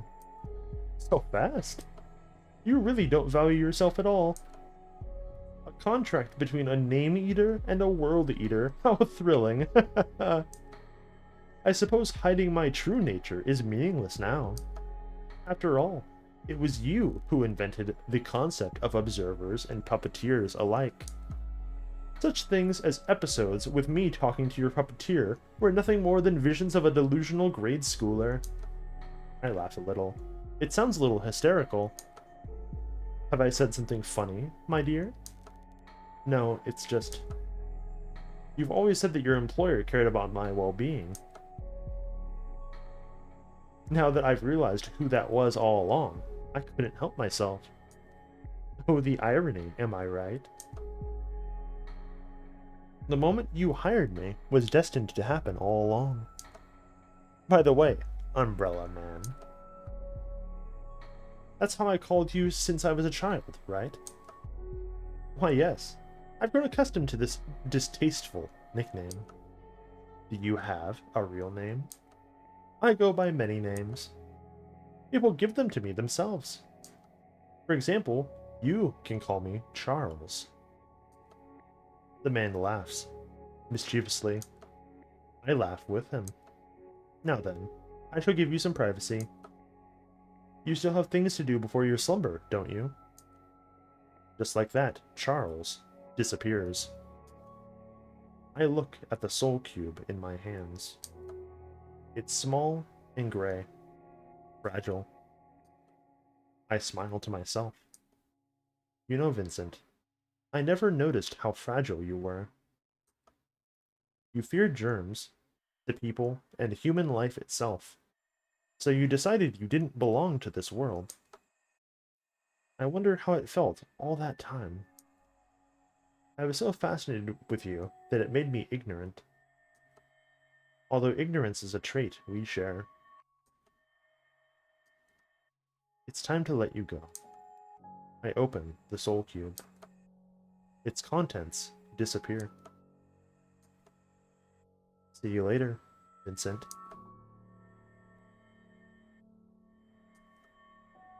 I take his body in my arms and get up from my knees.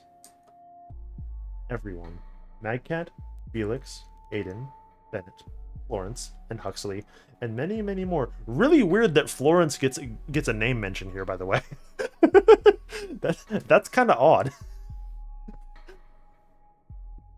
Walk behind me. Everyone else that isn't like a main house member gets like punted into the many more signifier. Like, but as long as I exist, they won't disappear. After all, I've created them. We walk for a long time. In a field of ink and paper, meat and machinery, soap and bugs, the god of this world lies beside me. He too will wake up one day. Good night, Vincent. My eyelids become heavy. I know it will be a dreamless sleep. I don't want to dream anymore. I finally close my eyes.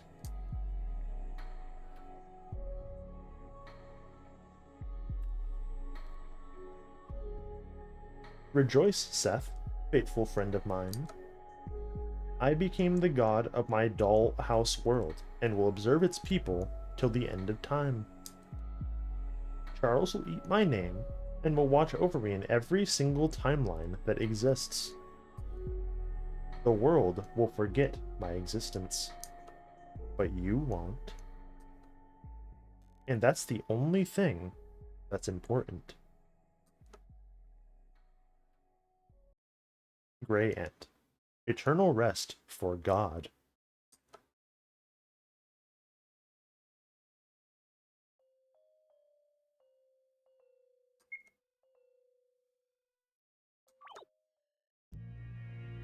Okay, last one.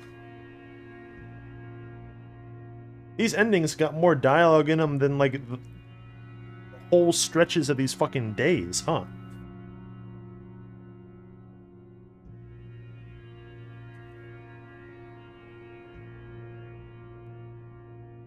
They are quite meaty.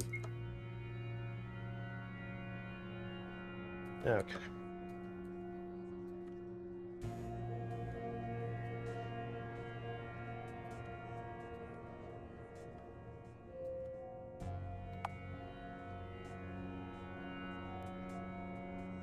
Okay, and I can now close Discord because I have all the things.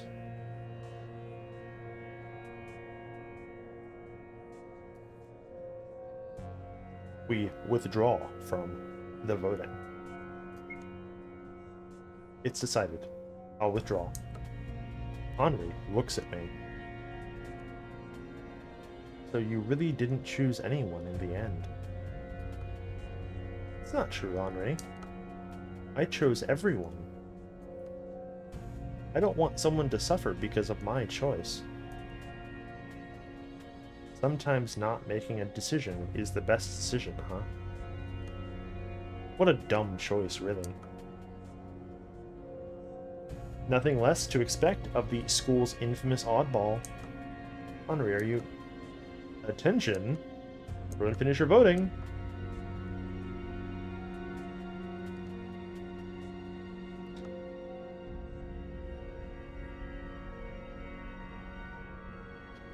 extremely weird that, again, so I pointed out a couple times that there are segments in this that logically you should just like reuse the same dialogue because like they're functionally identical text boxes that should get just reused. And this one is another one. Why is this one radically different? Just use the same teacher line.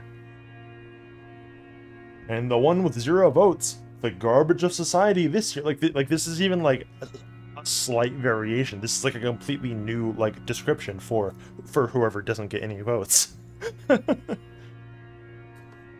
Oh, in fact, we have 2 people this year.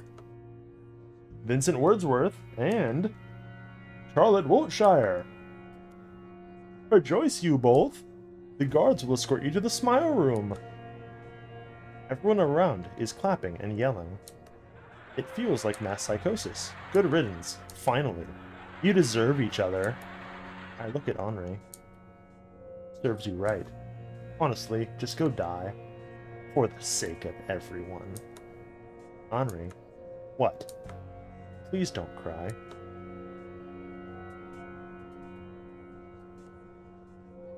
Henri turns away, angrily rubbing her eyes with her long sleeves. I'll be okay. So, take care of yourself, okay? I can still hear her sobs as I'm being led to the room. Oh man, and you don't even get a walk.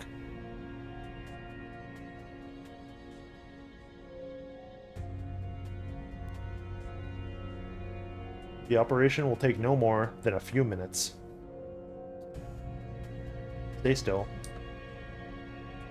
See looks at me from the operating table. I see horror in his eyes. He's shaking. Charlotte. Yes? There's something I want to tell you. Sorry. I'm not who you think I am. I lied to you all this time. About puppeteers and observers. About other worlds. It's just like everyone said. I'm a tuning. A loser. A weakling. A coward. I don't know anything about this world, nor what lies beyond it. My name is not C. It's Vincent. Oh yeah, tough guy? If you don't know anything about what lies beyond this, then how come we have that fake-out ending earlier when we're outside the house, where we fucking commit suicide and we become gods of this world, huh? How does that fit in the fucking narrative of of this ending exactly, Etherain? Please answer my emails. You can't keep ignoring me.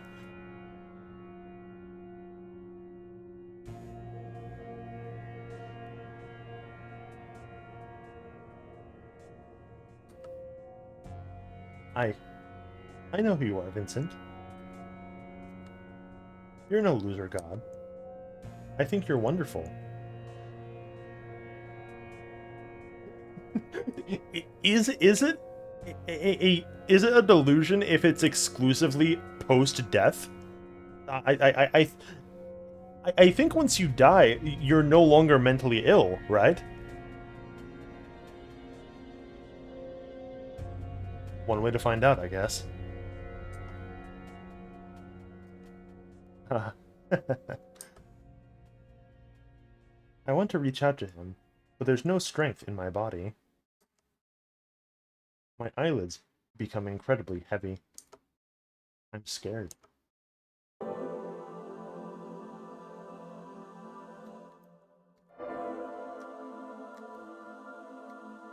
So I can turn left and I can turn right and I can turn backwards, but that's all invisible walls. All you can do is move towards Frey. Just gonna point that out because you can't tell if I don't tell you. The mind library is destroyed. Frey is here. Frey. I want to put an end to all trials. I want to save C from the world. I want to save Henri from herself. I knew you would say that. You still want to become a tragic hero for everyone's sake, right? boy who put himself above all the living things. A girl who loathed herself so much she raised her self-confidence at your cost. All your imaginary friends. Your father who abandoned you long ago. Your mother who never comes to visit. You loved them all, didn't you? Even though I was always there for you, you chose all of them over me in the end. You said it yourself, Frey. You are a product of my own mind, born from the remnants of the Oracle. You're a manifestation of all my destructive impulses. Essentially, you are me, and I am you. I couldn't love myself, Frey. I couldn't love us. Like, I never heard that one before. Pitiful, aren't we? Now then, come here. Let us repaint the world in your colors. Consume me whole. I take a step forward.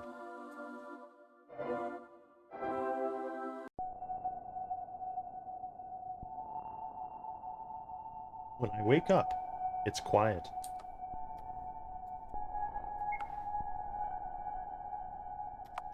Interesting that you can save at this stage.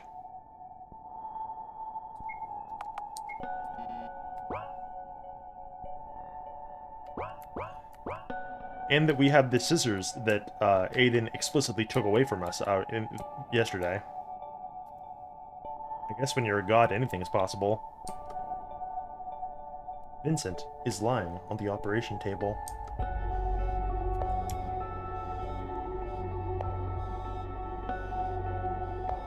It's quiet in the hall.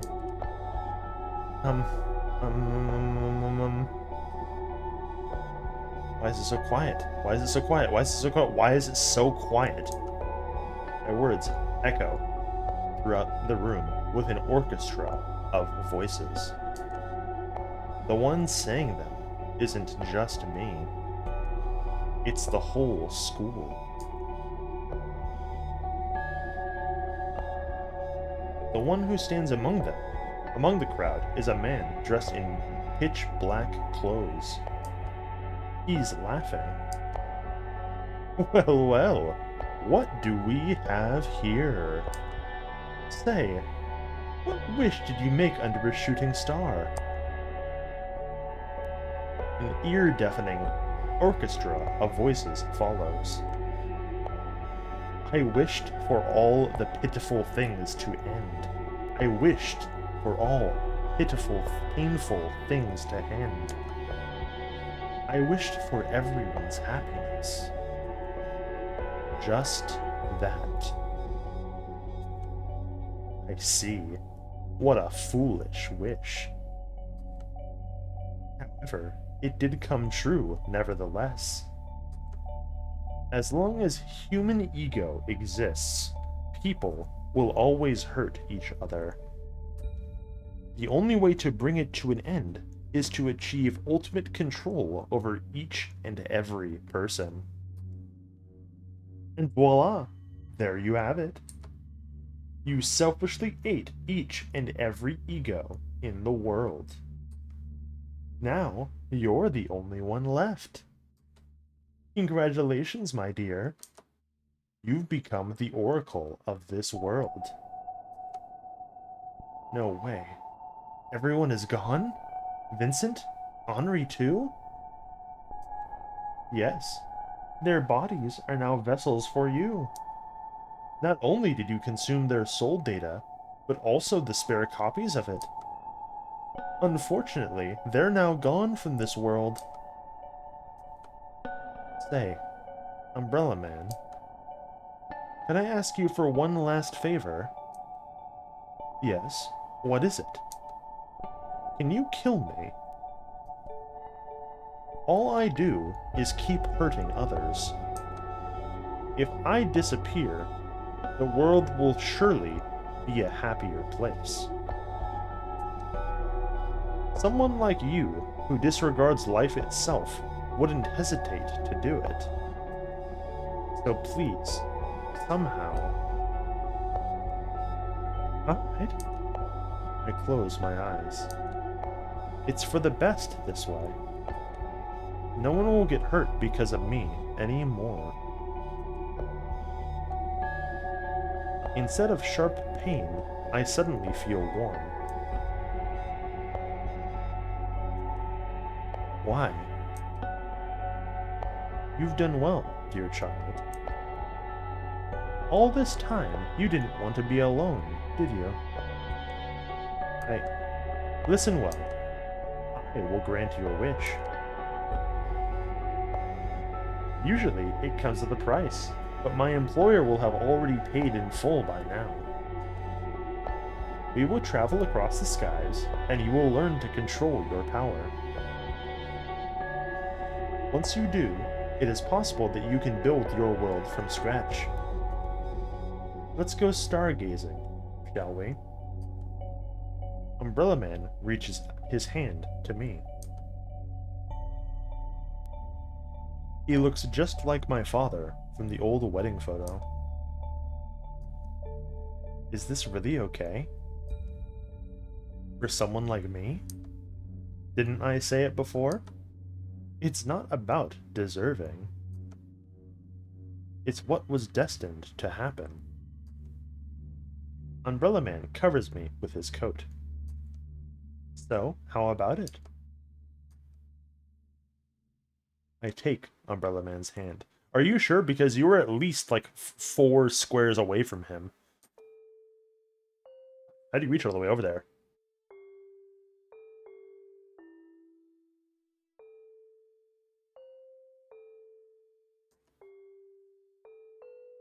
We leave on a journey.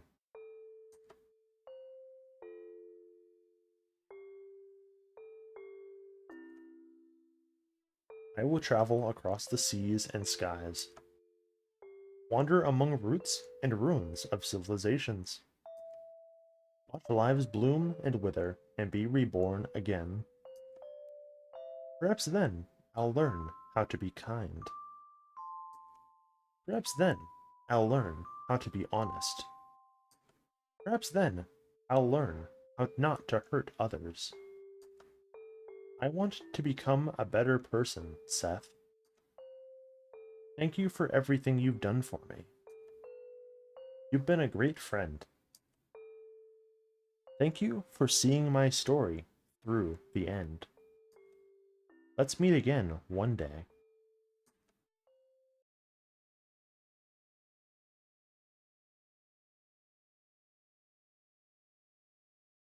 White Stargazer's Journey. Hello Charlotte, Chapter 2, End.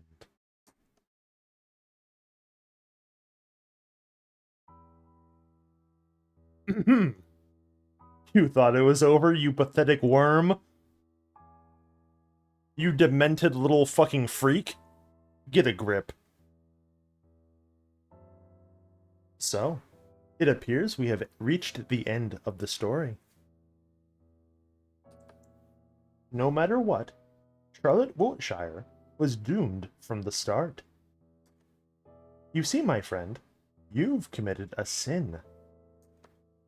Of worshipping false gods, that is. Say, are you satisfied with such an ending? Or do you want to see the child's story end in another way?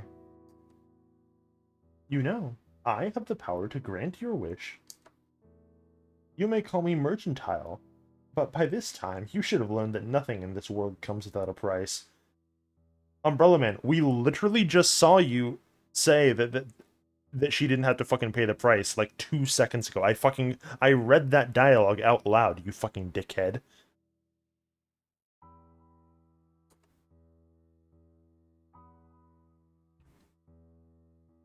And the price would be your name. Say, will you give up on your identity for a mere possibility? Will you give up on your existence? When I eat your name, you will no longer be the wise, kind-hearted Seth. Because the child won't remember you. She always perceived you as her friend, when in fact, you're just malware that infected our world. I did my best to introduce you as something trivial, when in fact, you're not meant to be here. You see, there are no other puppeteers in this world. Every single word you've ever uttered was given to you by the child. You're just her imaginary friend. However, if you accept my help, she will no longer be aware of your presence and no longer talk to you. For that price, you'll be able to save her. So, what do you think? Okay, so refusing is absurd because then I would have to go through this whole fucking ending again, so I'm not going to do that. I don't actually know what he says if you say lol no. But it's categorically like not worth it because it doesn't tie in to chapter 3 in any meaningful way, I don't think. I can only imagine he just says, "Wow, you're fucking stupid, huh?" If you refuse, Umbrella Man simply says, "Okay, fine. Enjoy not being canon, retard." And the game closes or something.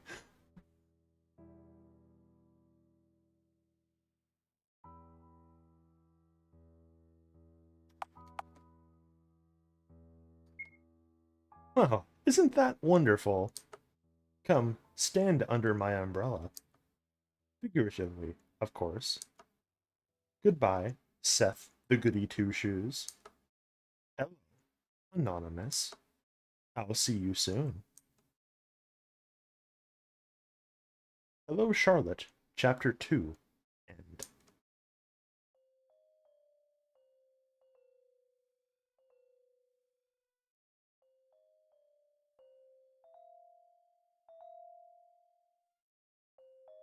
And that is Chapter 2.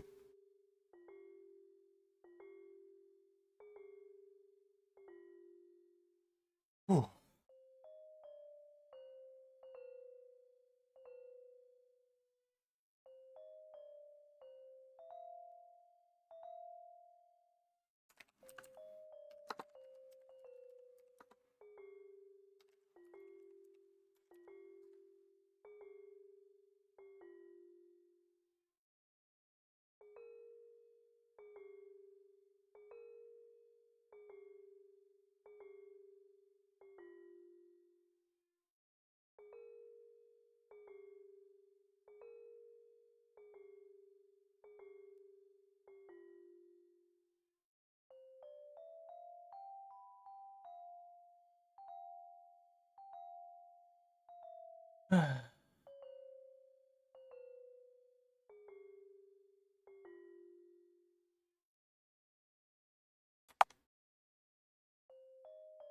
Yeah,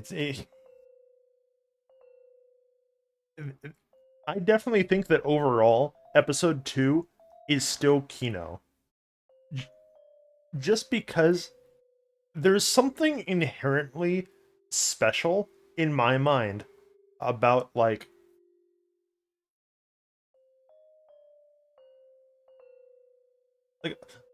a funny little like RPG thing in which like the story culminates in like you becoming God, right?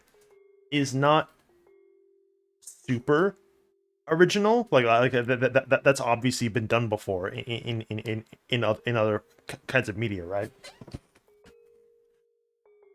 But this is the only time that I think I've ever seen that done where that's like not like the end of the fucking story. You know? That never occurs like fucking midway through. And then they're like, oh yeah, by the way, by the way, there's more. It's always like, okay, that's how the story fucking ends, and it's like inherently like its own capstone kind of thing. But they just go, oh yeah, you ascend to fucking true godhood. By the way, you want to play episode 3? Like, okay, fucking whatever.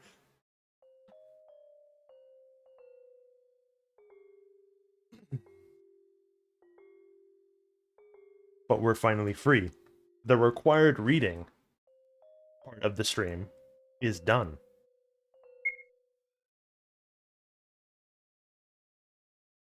I'm not starting episode 3, though. Episode 3, it deserves to be enshrined. And I'm not doing that after like 4 hours of reading. My throat hurts.